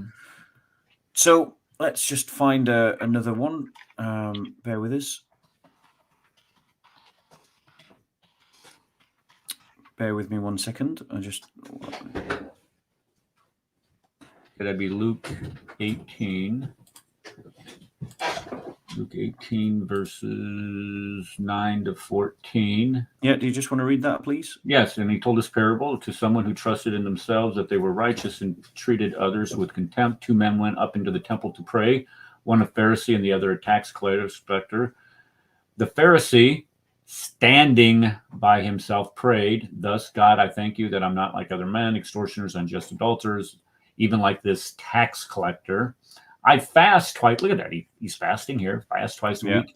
Give tithes of all that I get. But the tax collector, standing far off, would not even lift his eyes up to heaven, but beat his breast. He was standing far off. There you go. So you've got, even when Christ is telling a parable that involves prayer, the parable that involves prayer assumes that the normative position of prayer is standing. Now, I don't know if you know this, but in Islam, there are times of prayer that are forbidden. Did you know that?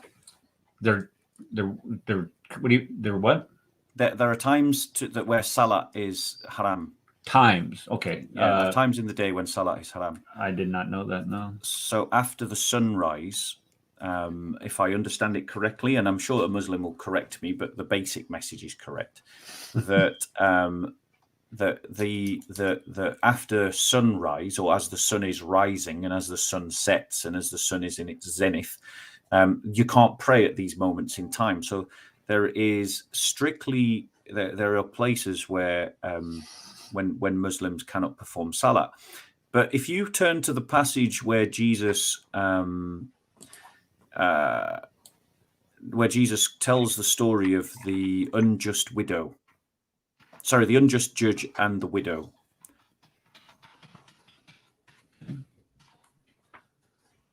Luke, it's also in Luke 18, is it? Luke 18, verse 3. And there was a widow in that city who kept coming and saying, give me justice against my adversary.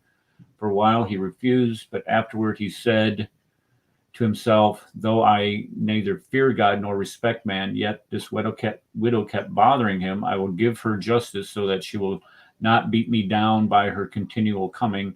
And the Lord said, hear what the unrighteous judge says. And God will not. It's okay. Did you catch that bit when he was talking about? But I was reading whilst you were writing. Did you catch the bit about praying always? No, I did not see that. For maybe afterward he said to himself, nothing fear respect man. Kept bothering him. I will give her justice so she will not beat she will not beat me down by her continuing coming. And the Lord said, hear what unrighteous. No, I don't see that. I'm sorry. Maybe I missed it. Then. I'll find it. Day night. I will tell you, give them justice. So I tried a new system.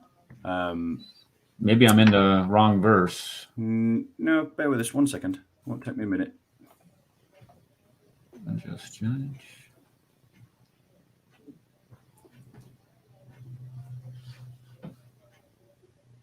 Oh no! It says right there in the first verse. I started. It says, read it. He told them a parable to the effect that they ought always to pray and not lose heart. Okay. Yeah. So Christ says to always pray. Christ says to always pray, right. And Muslims tell one another not to pray at certain times. Christ also, when you think about the substance of prayer, how do we address God? Well, we pray in spirit. Yeah, we pray in the spirit. That is true. But when we make petitionary prayer, what is our term of address? Do we call God? Our Father. Yes. Our Father, our exactly. Father. As a matter of fact, the model prayer. I have this. Yeah, and that is the model prayer. The model prayer is the Our Father prayer. And if you compare the Our Father prayer, Muslim prayers don't match it. Muslims do not address God as Father. So not only does Jesus call God Father, not only does he say that the normative position of prayer is standing, not only does he say that your eyes should be looking up to heaven, he also prays in the temple, and he prays on a Sabbath as a special day of prayer. None of these things Muslims do. None of these things Muslims do. When, for instance, the one verse that Muslims go to is the idea of prostration in prayer, that Jesus prostrates, as if Islam either invented or owns prostration.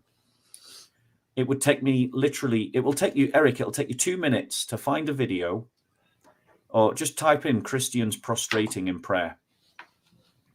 Okay. And just to prove it, Christians were using prostration in prayer for centuries before Islam.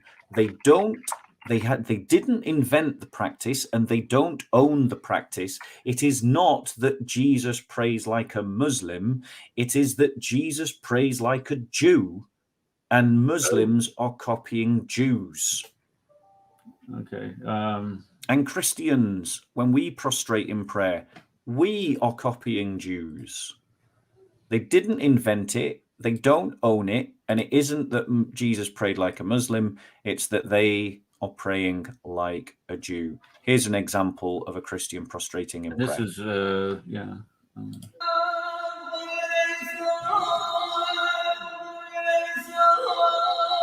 What they're chanting there is Kyrie eleison. I didn't hear that. Lord have mercy. And notice that. Go on, bro. No, I was just saying this is Armenian Christians doing this, and a lot of us are insulated here in the West, where we don't see these Orthodox practices going on. And it's just like you said, it isn't like this was invented by Muhammad. This is something that has been practiced since the earliest church, and also in Judaism. They prostrate themselves in Judaism also. So this isn't the exactly exclusive Islamic practice at all by any stretch of imagination. Yeah, and we see Paul building, exactly as we said earlier, Paul builds on this in 1 Thessalonians 5:17, where he says, pray without ceasing. Also in Philippians 4:6 and 7, where he says to the church to pray in all situations. So, for example, he says, do not be anxious about anything, but in every situation, by prayer and petition, with thanksgiving, present your requests to God, which is exactly what our Lord did. So, yeah, it's a really dumb argument, and the only people that propagate it are really dumb people. And if you're a Christian in the West and you're not using prostration in prayer, I want to encourage you to do it. It isn't Islamic. Muslims don't own it. Jesus did it, and we should do it as well.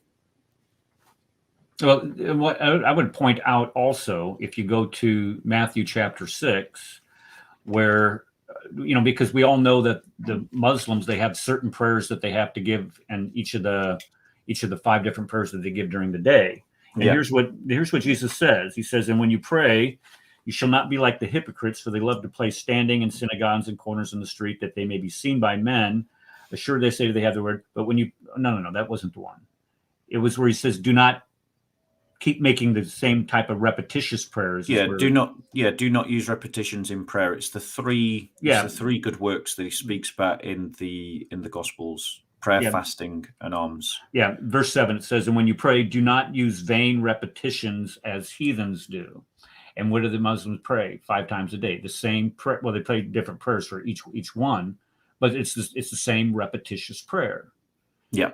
And he also goes on, and I'm going to double tap what you said before, as far as who are we praying to. When Jesus teaches us how to pray, the first sentence is "Our Father who art in heaven." So we're praying to our Father, and who cannot call Allah? Allah is the Father to nobody. So even when we start talking about how Jesus prayed or how we should pray as Christians, it's actually the exact opposite of what this clown is trying to get this guy to believe. You're at Speaker's Corner. Yep. You're absolutely right. And the reality is that in terms of Christ's teaching about how you practice good work, like almsgiving, like fasting, and like prayer, Christ's teaching actually condemns the mainstream practices of Muslims. They boast constantly of how they're fasting. Like, you can't get through a Ramadan without everyone knowing that they're fasting. Right. They make a public spectacle of their virtue, praying in the street, making a big deal about their fasting, which is not really fasting. It's just skipping lunch and having 2 giant feasts. And they also make a big deal about, I've given my zakat. And the reality is that zakat's not even a charity. It's a tax that they have to pay, punishable by death if they don't. You're an apostate if you refuse to pay the tax. And it's not even charity because, Christians, Jews, Hindus, they can't benefit from zakat. Only a Muslim can benefit from zakat. So it's not even charity. And Christ condemns all of that because of the public nature in which it is done. You can't do a tax in private. It's a public thing. And so the truth is that actually, and most Muslims don't do the 5 daily prayers. Most Muslims don't. Well, a huge chunk don't give zakat. And the reality is that Islam has failed them in terms of this. Whereas Christ's teaching about doing all these things privately, not letting anyone see your good works, and I feel the weight and the conviction of Christ's teaching in my own life at the moment, for just with the stuff I'm going through, is the importance of you doing things for God, not doing things for how other people might perceive you. Right. And as someone who does a lot of stuff on YouTube in public, I very much am feeling the weight of what Christ is teaching.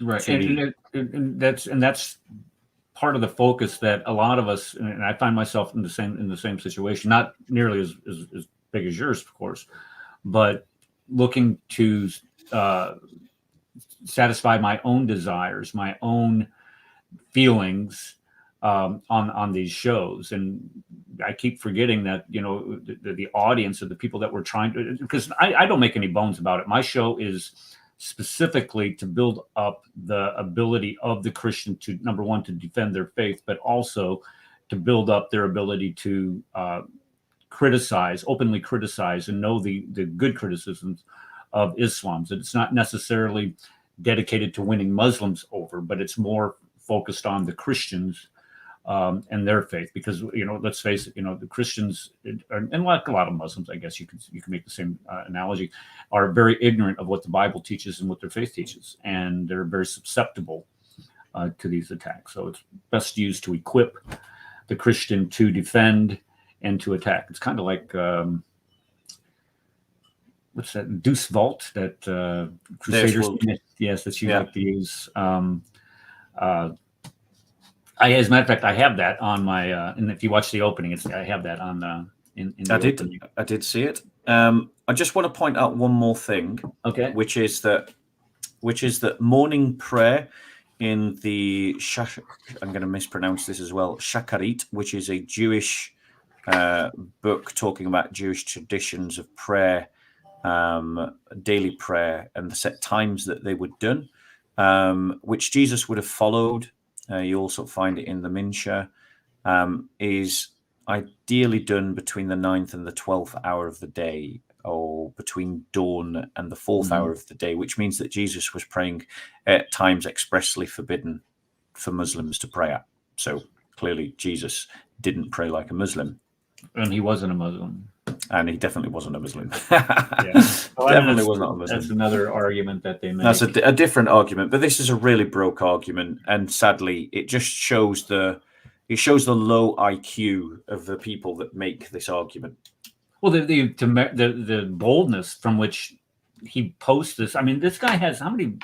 I mean, he's a very like you said, he's a very popular. He's not intelligent, but he's popular. Look at this. He's got 500. Let me put this up here. He's got. Whoops. Did I miss it? I didn't miss it. Okay, let me put it back up here. This guy has 412,000 subscribers. Yeah. And this video alone got 94,000 views. That is if you want to be a grifter, become an Islamic YouTuber. It's a quick way to make a profit.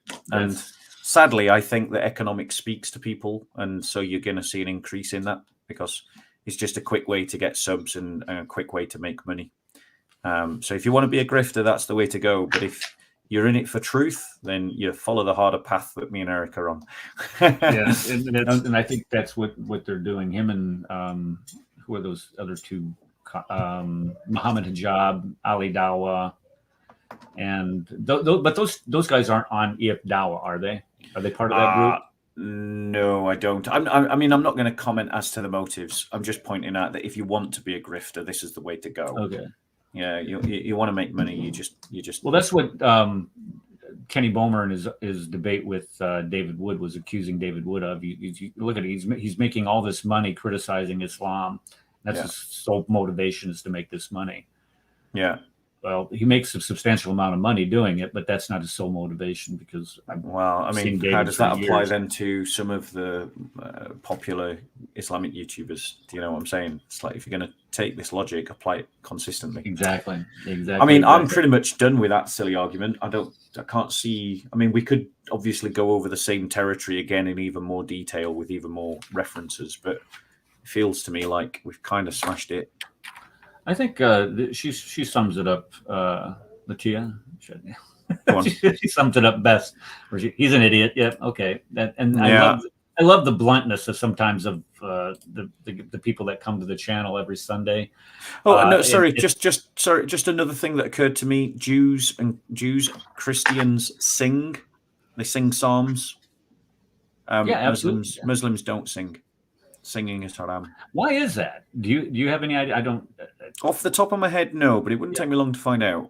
But there's a lot of Muslims that think it's probably one of the legal law schools. It's not universal, but one of the legal law schools. I think it's Hanbal. Oh, flipping it names. Me and names. They forbid singing. One of the legal law schools, but it's not universal. But the point is, you don't go to mosque to sing. But Christians go to church and we sing, and Jews went to the temple and they also sang as well. Mm-hmm. Yeah, but this is supposed to be part of the three great faiths coming out of the Abrahamic tradition. That's a load of rubbish. Yeah. Yeah. Okay, shall we go on to the next video then? Okay, this one, the audio is hard to hear. I'm just going to be. Let's stop. Okay, it's hard to hear. I'm just going to be perfectly honest with you. But this one deals with, is the Bible historically correct? And I want everybody to listen to Hamza's argument against the Bible and for Islam. And he's pointing out that Pharaoh, this is the argument he's making, that the Pharaoh at the time of Joseph the title was not Pharaoh. It was supposed to be king. And what he's saying is that only a divinely inspired document, a divinely inspired man would know this. So here's his argument. Let me go ahead and put this up here. Is the Bible historically correct?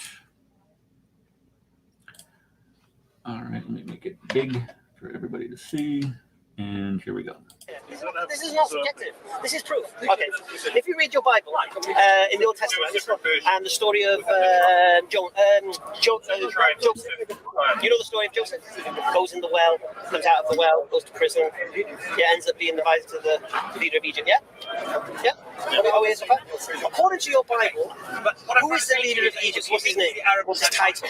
They could not imitate it, copy it. They couldn't understand how it was 6th century. Then we come to the story of Moses. And who is the title of the leader of Egypt then? There was more than 120,000 prophets. Pharaoh. Okay. When did the Pharaonic dynasty come into existence? I heard something about that recently, Yes. and it has been refuted. What you're saying, Oh, was it? I can't remember. Oh, that's convenient.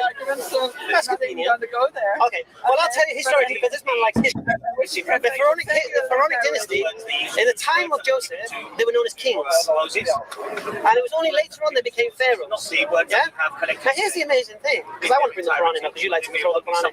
Because the Quran means Pharaoh, yeah. The Bible. No. This is the thing, you see. The Quran doesn't. The Quran calls the leader of Egypt in the time of Joseph king.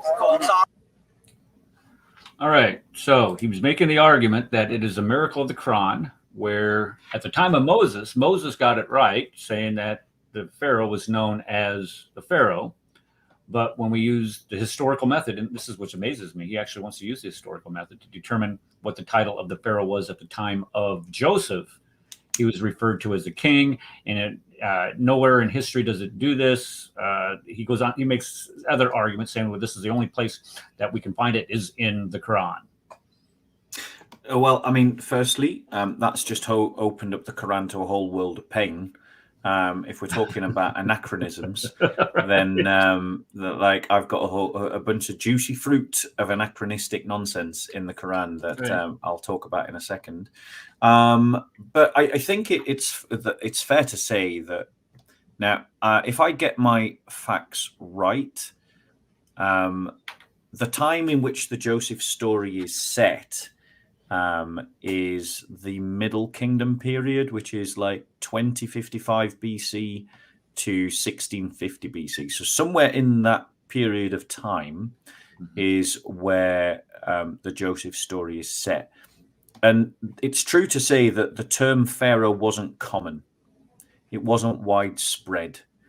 It became more widespread later in the sort of New Kingdom period, so 1550 to 1069, which is obviously when the story of Moses is set. And at that point, Pharaoh would become much more involved. But the fact of the matter is, we do have historical artifacts dated to the Middle Kingdom that do use the term Pharaoh. Not many of them, admittedly, but we do have them. So one example would be Senusret. There in the Middle Kingdom, there's a stele in the reign of Senusret, which is dated 1971 to 1926 before Christ, and it refers to him as Pharaoh in one of the inscriptions. Another example. Okay, so what you're saying is that during the same kingdom that he's saying that the Pharaoh was only referred to as king, we've got artifacts that say Pharaoh. That say, okay, it was Pharaoh. Okay, go ahead. Not many, and it wasn't common. King was a much more popular term, a much more commonly used term, but Pharaoh was used. So, for example, so it's not a case that one is right and the other is wrong, but Pharaoh, it's a case that, I to my understanding, and I'm not an Egyptologist, but to my understanding, it's a case that they're both right. They both can be right. So another example would be there's a statue of Amenemhat III, which dates to 1842 to 1797 before Christ BC. And again, that uses the title Pharaoh. And so that clearly demonstrates that the term Pharaoh was and had been used in the period of time that the Joseph story is set. Now, let's imagine that evidence wasn't there for a second. Why might, at the time of Moses, when Moses was telling the story about Pharaoh, when Moses was telling the story about Joseph to the Jews who'd just come out of Egypt under Pharaoh's whip, why might Moses have used the word Pharaoh to speak to these ignorant slaves? Because they would have it. They would, because this was the common term that was that used they would have been familiar with. Right. They wouldn't. So they would not get confused with who the office holder was. Right. Exactly. That's exactly, so even if it's a case of, even if we didn't have archaeological evidence to back up the fact that Pharaoh was a term used in the Middle Kingdom, which we do, the reality is that Moses is communicating to a bunch of ignorant slaves about something that happened well into the past, in which the ruler, which they would have known as a pharaoh, needs to be described in a way that they understand. So you would call them pharaoh. So I don't see much of a problem with it. And that's the point. When we start looking at why it was written the way it was, it is the connection that the Jews make with that office. But it gets worse, and I'm not sure if you were aware of this.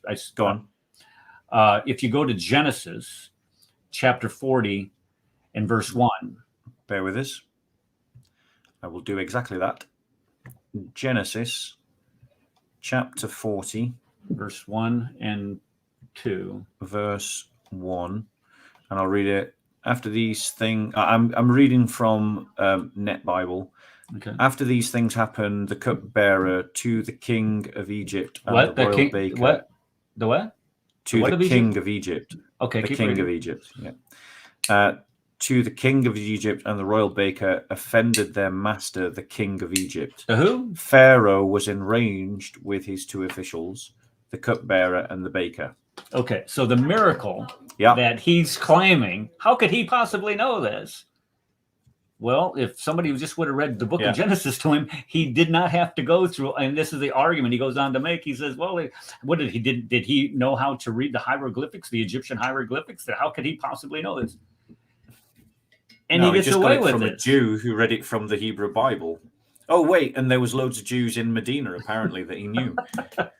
Yeah, some miracle, right? And then he continues.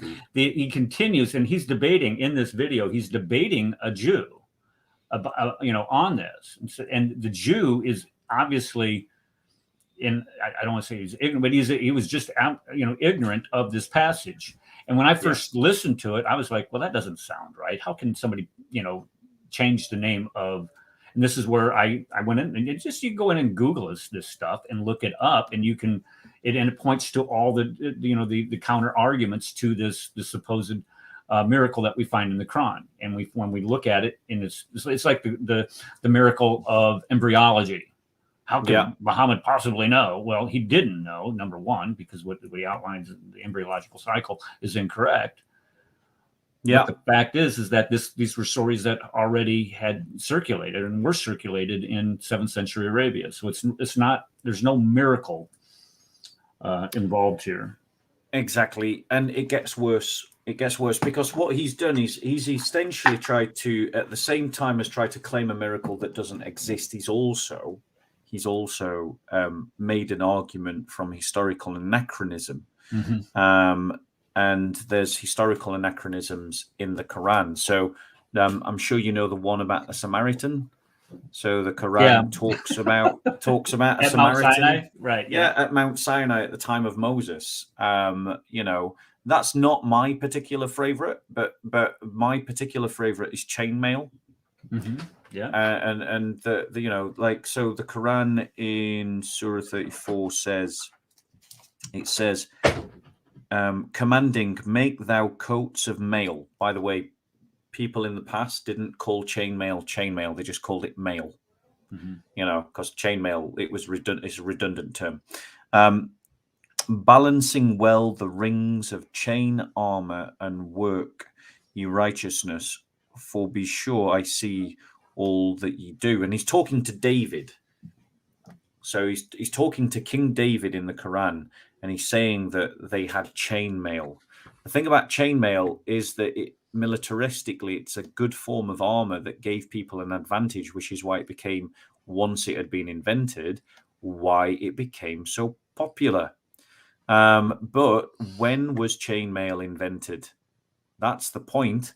Right. And when you look into it, chainmail, bear with us 1 second. I'm just trying to pull up my notes.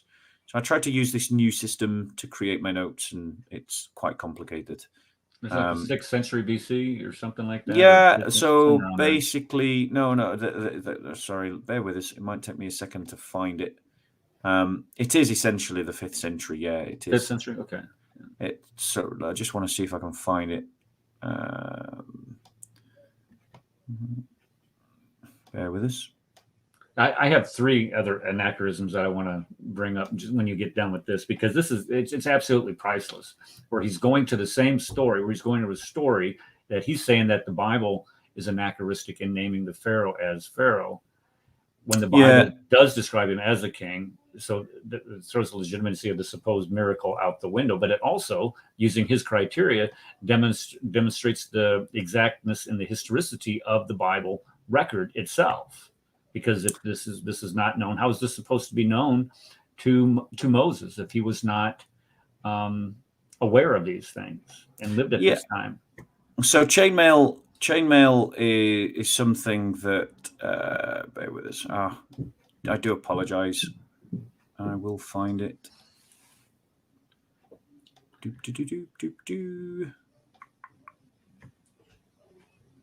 I think it wasn't even invented. It was invented by the Celts, I think. Yeah. It was something like that. Yeah. Yeah, basically.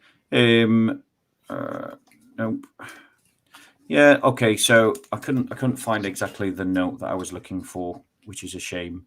But essentially, chainmail is invented. Chainmail was invented at the time of the Celts. It's somewhere between the 5th and the 3rd centuries before Christ. Okay. Which is well too late for it to be, it's either the Celts or the ancient Greeks that invented chainmail. Okay. And they did it around the 3rd century. I found my note now. So one of the earliest examples that we have of chainmail's invention is the burial site of Jakobsberg, Germany, which is a 3rd century burial site. The thing about technology, especially technology that catches on and becomes successful, is that as it moves forward in time, the evidence for it begins to expand. Yeah, like that. So you can think about the first phone. When is it Alexander Graham Bell invented the first phone? Or the first is it Alexander Graham Bell? I think he was a guy. Yeah. So when he invented the first phone and discovered that Chuck Norris had left him 3 voice messages already, that's a joke. Chuck Norris joke. Never mind. That's straight over your head. Straight over your head. Right. That's a great anachronism. It was an anachronism. Yeah. But when Graham Alexander invented the phone, you can archaeologically trace out the spread of the phone as a device that then becomes a universal device from the point at the bottom called Alexander Graham Bell. In other words, as you go closer to its emergence, to its invention as technology, the evidence for its existence gets thinner and thinner and thinner and thinner and thinner. Well, it's the same with chainmail. Well, all our evidence points to the fact that chainmail was something that was invented just a few centuries before Christ, probably 3rd century before Christ. By the time you get to Muhammad, it's a very popular, but there's no evidence of it existing really before the 3rd century. And that means that you've got an anachronism here in the Quran, because it's saying that if chainmail had been invented by David 1,000 years BC, let's say, then that means that something that is an effective weaponry didn't catch on. of course it would have caught on, because it would have give the people an advantage in conflict. Right, it's much lighter than the plate mail that was normally used. Plate armor, which would have been the actual plate armor, and leaf armor are the two kinds of armor that were used around the Iron Age. And chainmail would have given people a massive military advantage because of the increased mobility. The idea that it would have been invented at the time of David and not caught on is ridiculous. And history doesn't support that. So you've got an anachronism right here in the Quran. That's my first one. You do one and I'll do another. Okay. Well, I'm just going to go ahead and point towards Pharaoh himself, where he starts talking about, if he's going to opine about Pharaoh and what Pharaoh did and, being called king and such. I'm going to go with Quran 7:124 and Quran 2:26-49. 724 or 124 says, I will shut Pharaoh, speaking here, is I will surely cut off your hands and your feet on the opposite sides. Then I will crucify you all. And then chapter 26, verse 49, he says, you believed Moses before I gave you permission. Indeed, he is your leader. He has taught you magic. But you are going to know I will surely cut off your hands and your feet on opposite sides, and I will surely crucify you. Now, there's a number of things that are wrong with this. Number one, the same Pharaoh, the evil Pharaoh of the Bible and of the Quran, uses the same methodology of punishing people as we find in the Quran. I think it's in Quran 5:33, where it talks about, for causing mischief in the land. Am I right on? I'm fairly sure. If I'm not, it's something like that. Crucifixion is listed as a punishment in the Quran. Right. Okay. So Pharaoh is using, or God, the Allah, the God of the universe, is using the same type of punishment that the Pharaoh used at the time of Moses. The problem with this, why it's anachronistic, is that crucifixion was not developed until the 6th century BC by the Persians. So here you have Moses, who lived 1500 BC, somewhere around there, is using a process to execute people that had not been invented won't be invented for over another 900 years. So again, when we start talking about anachronisms, and he's going to say, "Oh, the Bible's anachronistic." No, it's not. The only thing that we share here is the belief in your belief in the Quran and your inability to discern whether or not there are anachronisms within the Quran, which there clearly are, and this is just one of them. There are more. You go ahead. I've got another one for you. So the Quran mentions that Joseph was sold for a certain number of dirhams. Right. Do you know that story? Yes, very familiar with it. Yes. Yeah. So he sold for dirhams. Now, the thing about the dirham is that it's derived from the Greek term drachma. So it's basically just an Arabized version of the term drachma. So it's saying, in essence, that Joseph was sold for some drachmas. But the problem with that is that the story is anachronistic because the drachma as a currency wasn't invented until the classical period, around the 5th century BC. So the idea that Joseph, who is possibly up to 1,000, 2,000? Joseph is 1800, 1900 BC. 1800. Yeah. Yeah. So the idea that they had the drachma in 1800 BC, when it was only invented in the 5th century BC, is massively anachronistic. Right. And if Hamza is going to say that the Bible is in error because it's got these anachronisms, well, so does the Quran. So is he going to be consistent now and chuck the Quran away? Of course he's not. He's going to invent some special pleading. He's going to invent this rule applies to the Bible, but not the Quran kind of logic. And unfortunately, that is the level of debate that exists amongst Muslim polemicists. So, there's not a lot of depth to that argument either. And I've read the article. If you go to, is it Islamic Awareness? It's kind of a big site that provides excuses. Their excuses, their rescuing devices. Yeah. And there's two other additional things about that. Three actually additional things about that. Is number one, coins did not even exist, period, at the time of Joseph. Coins were not used as a currency until I think it's like the 8th or 7th, 8th, 9th. It's a long time after this, 1,000 years after this, number one. Yeah. The second thing is that, as you said, they're using a form of a currency, because it does say "and counted out." When you look at that verse, it says "counted out." Yeah. Now we can make the argument today that the shekel, when it talks about shekels being used as a currency at the time of Joseph, this is true, but a shekel is not, at that time, was not considered a coin. It was considered a weighted amount. Yeah. So you could make the argument that the drachma or the dirham is what the Qur'an uses, which is a derivative of that. Anyway, you can make that argument that said, well, look at there, the dirham was a weighted amount also, but that's not true because it says counted out. If it didn't say counted out, you might have an argument about that, but they always leave that out. And then thirdly, the Bible, using archaeological evidence, names the price that is for Joseph that was paid, that is completely consistent to what we find in the Bible itself. So that's a great anachronism when we talk that Hamza, I'm sure, would never be able to even to try to defend.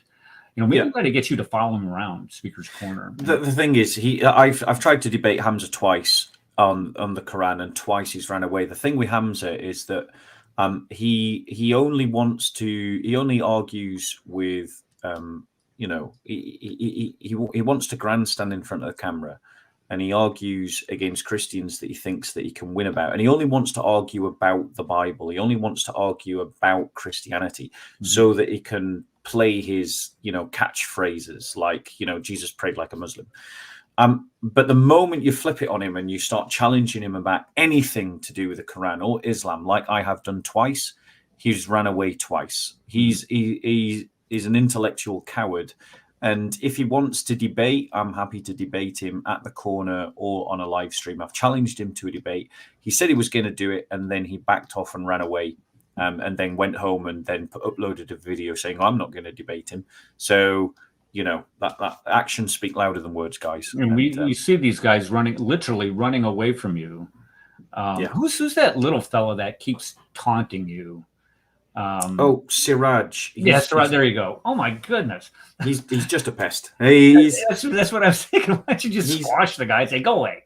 He's just looking to be. He just wants clickbait. He's looking to make a name for himself. He thinks that he's going to do it through YouTube, and so he just comes and he rudely interrupts every conversation that I've been doing.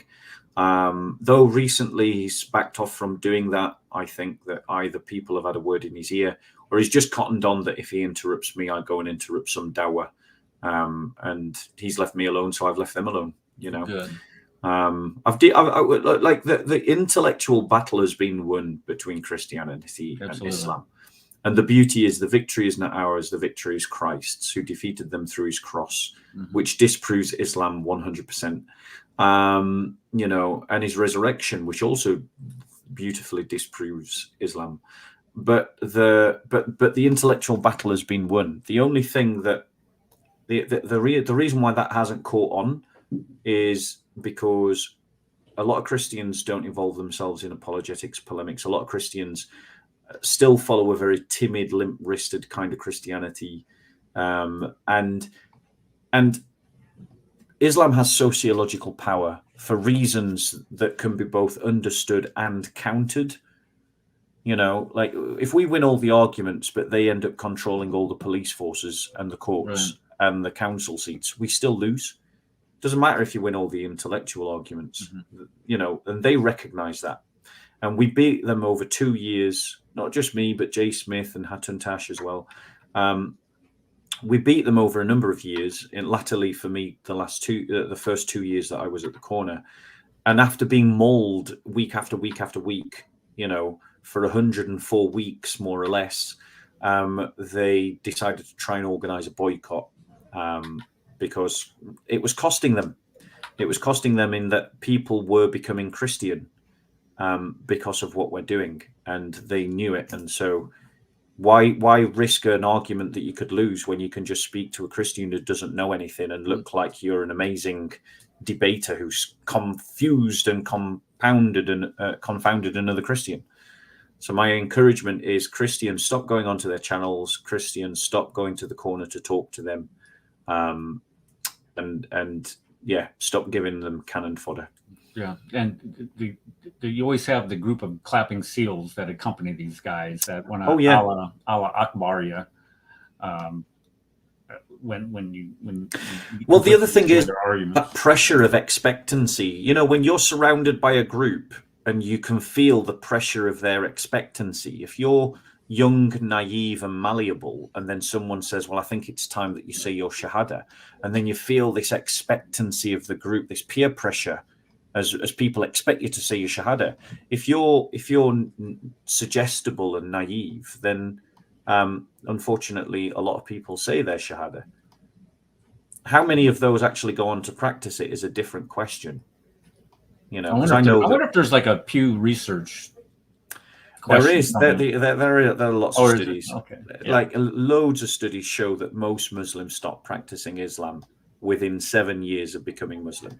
Really? Like, yeah. It's almost as many people leave Islam as come into it. So right? You have conversions, you have apostasy. Yes, but the thing is, they've got a higher birth rate. Right. Yeah. And so the numbers go up. And then in Western world, you've not just got a higher birth rate, but you've also got higher levels of migration from Muslim countries, whilst you've got a collapsing Western demographic.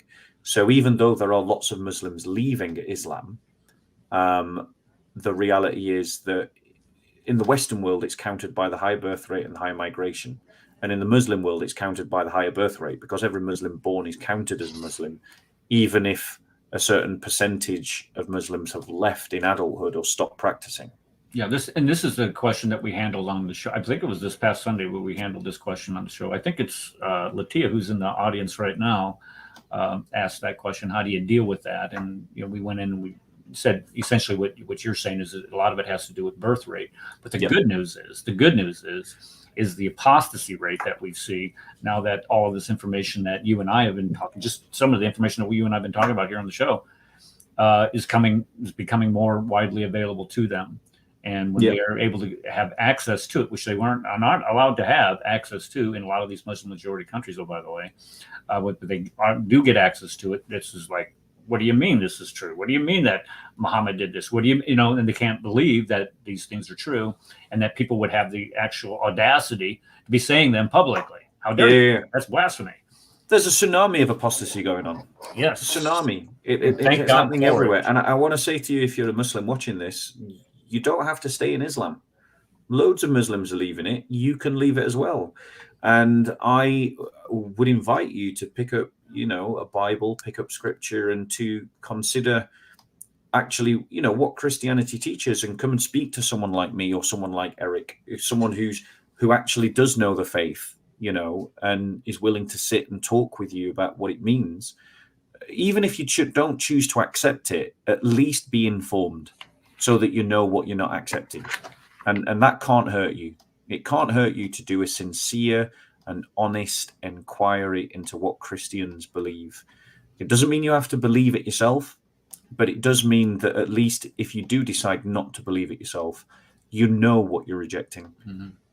Because the reality is, what you hear in the mosque and what you hear amongst your Muslim friends is all ignorant, as we've been demonstrating with this video on Hamza. It's just nonsense. And I would encourage you, to come and speak to some knowledgeable Christians and discover the same Christ that we follow, which is the Father's Messiah, the fulfillment of Old Testament prophecy, the one who was crucified, died, rose again on the third day, and will come again to judge you and me and the living and the dead. Amen. And amen. Amen. All right. Well, you want to end it there? We've been going. This is, I normally can only go 2 hours, and I don't have the stamina. I had Thaddeus from Reasoned Answers. Did you see him? His went 12 hours. I know. I don't know how he does it. I am certainly not. I am certainly not one to be jumping on that one. I do want to I'll make one final point, Okay. and then we'll call it quits. How does that sound? That sounds like a plan. Go ahead. So, a lot of Muslims obviously believe that the Quran is this unique book, that Allah has revealed it, and that it's incomparable, and that it's an original, as it were, production of Allah through Muhammad. That's what Muslims believe. That's what they've been told to believe. That's what they believe is to be true. But the reality is that the Quran admits to something that I think a lot of Muslims miss. And I'm going to read from Surah 25, 4 and 5, where it says, "But the disbelievers say, naught is this but a lie which he has forged, and others have helped him at it. In truth, it is they who have put forward an iniquity and a falsehood. And they say, tales of the ancients, which he has caused to be written, and they are dictated to him morning and evening." So the Quran is saying that the early opponents of Muhammad said that Muhammad was just telling them stories that they'd heard before. And I want to show to you that this is true, and I'm going to give you the references so you can check it for yourself. Where Muhammad has clearly borrowed a story, sometimes identically, sometimes in a massaged or revised way, but he is essentially borrowing and taking stories from other sources, showing therefore that the Quran is not of divine origin. It is the make construction of a man or men who believed or who conspired to invent a religion and used other people's sources and materials to try and give it content. So in Surah 234, we've got the story of Satan being cast from heaven because he refused to bow to Adam. And this kind of story that you see in Surah 234 and also in other places of the Quran, because it appears multiple times. And if you do a synoptic analysis of that story, you see that it's retold differently in each telling, with different words and different orders of events.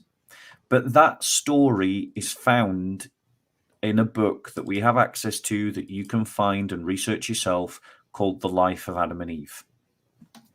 It's a complete stealing of someone else's story. Surah 531 tells the story of Cain learning to bury Abel's body by watching a raven scratch the ground. Mm-hmm. And again, this story is found in several places in the Quran.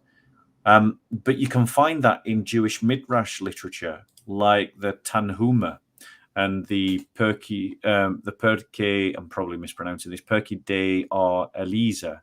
And these are, these are the Jewish midrashes that you can find that are telling a very similar story. Surah 532 tells a moral story with legal applications to the story of Cain and Abel and what happened between those two.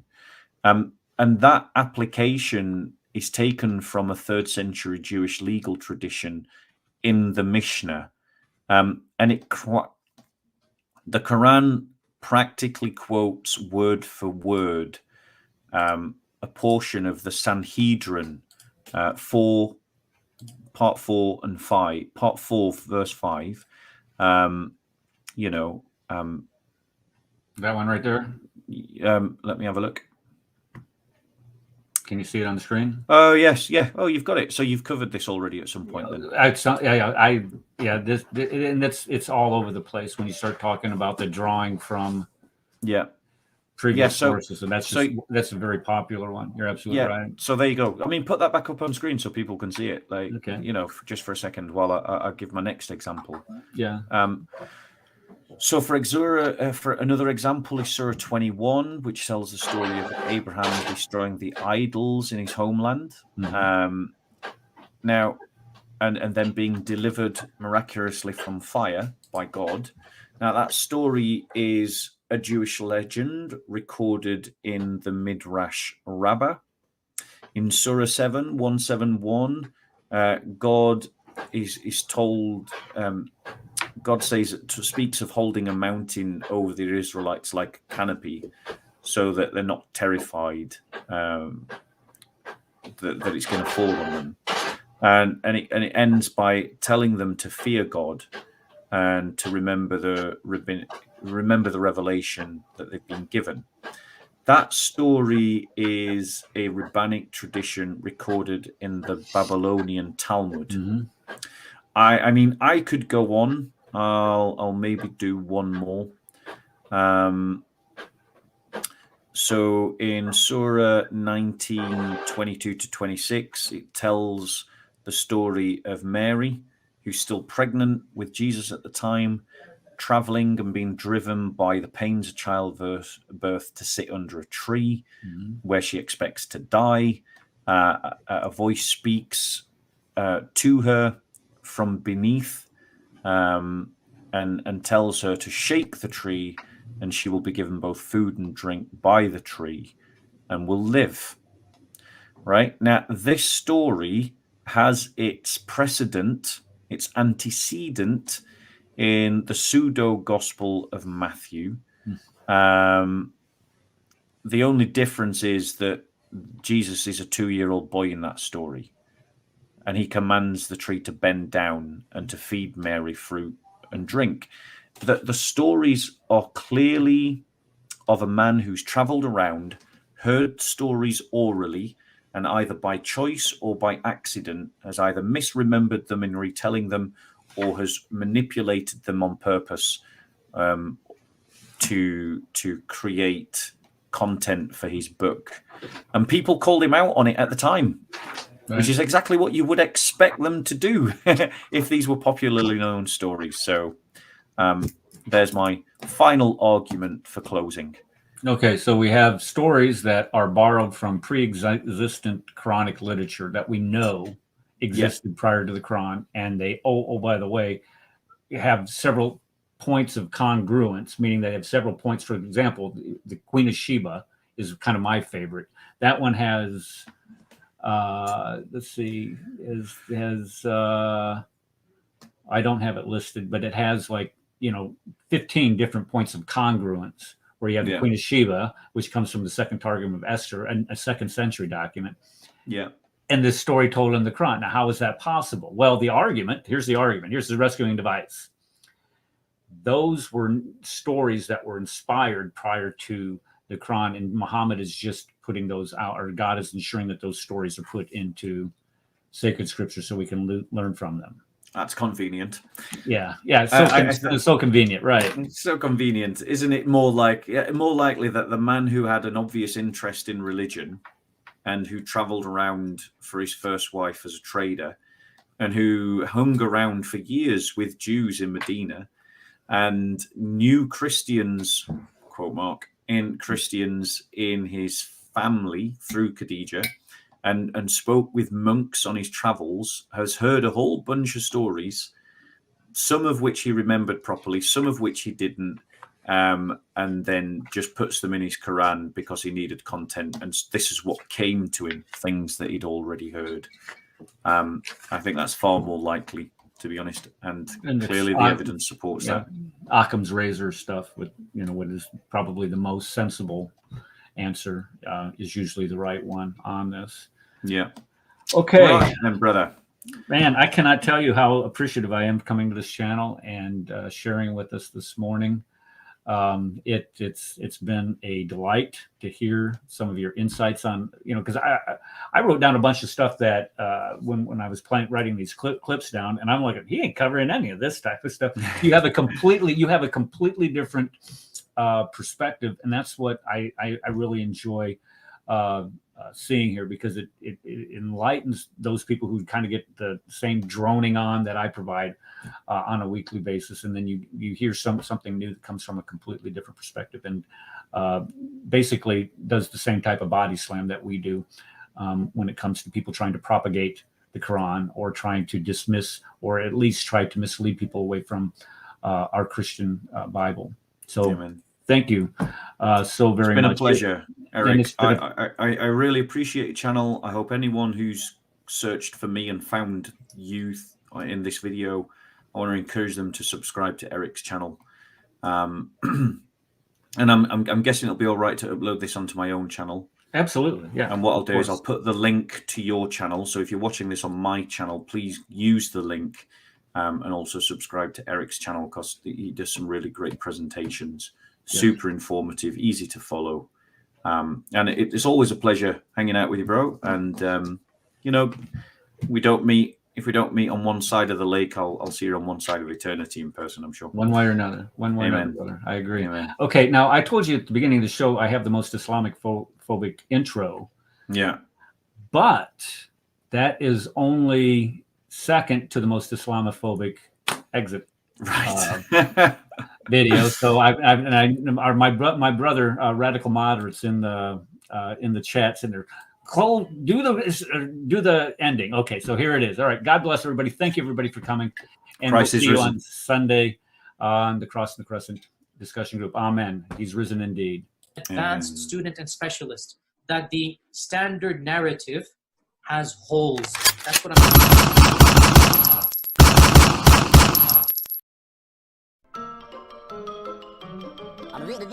That's all, folks.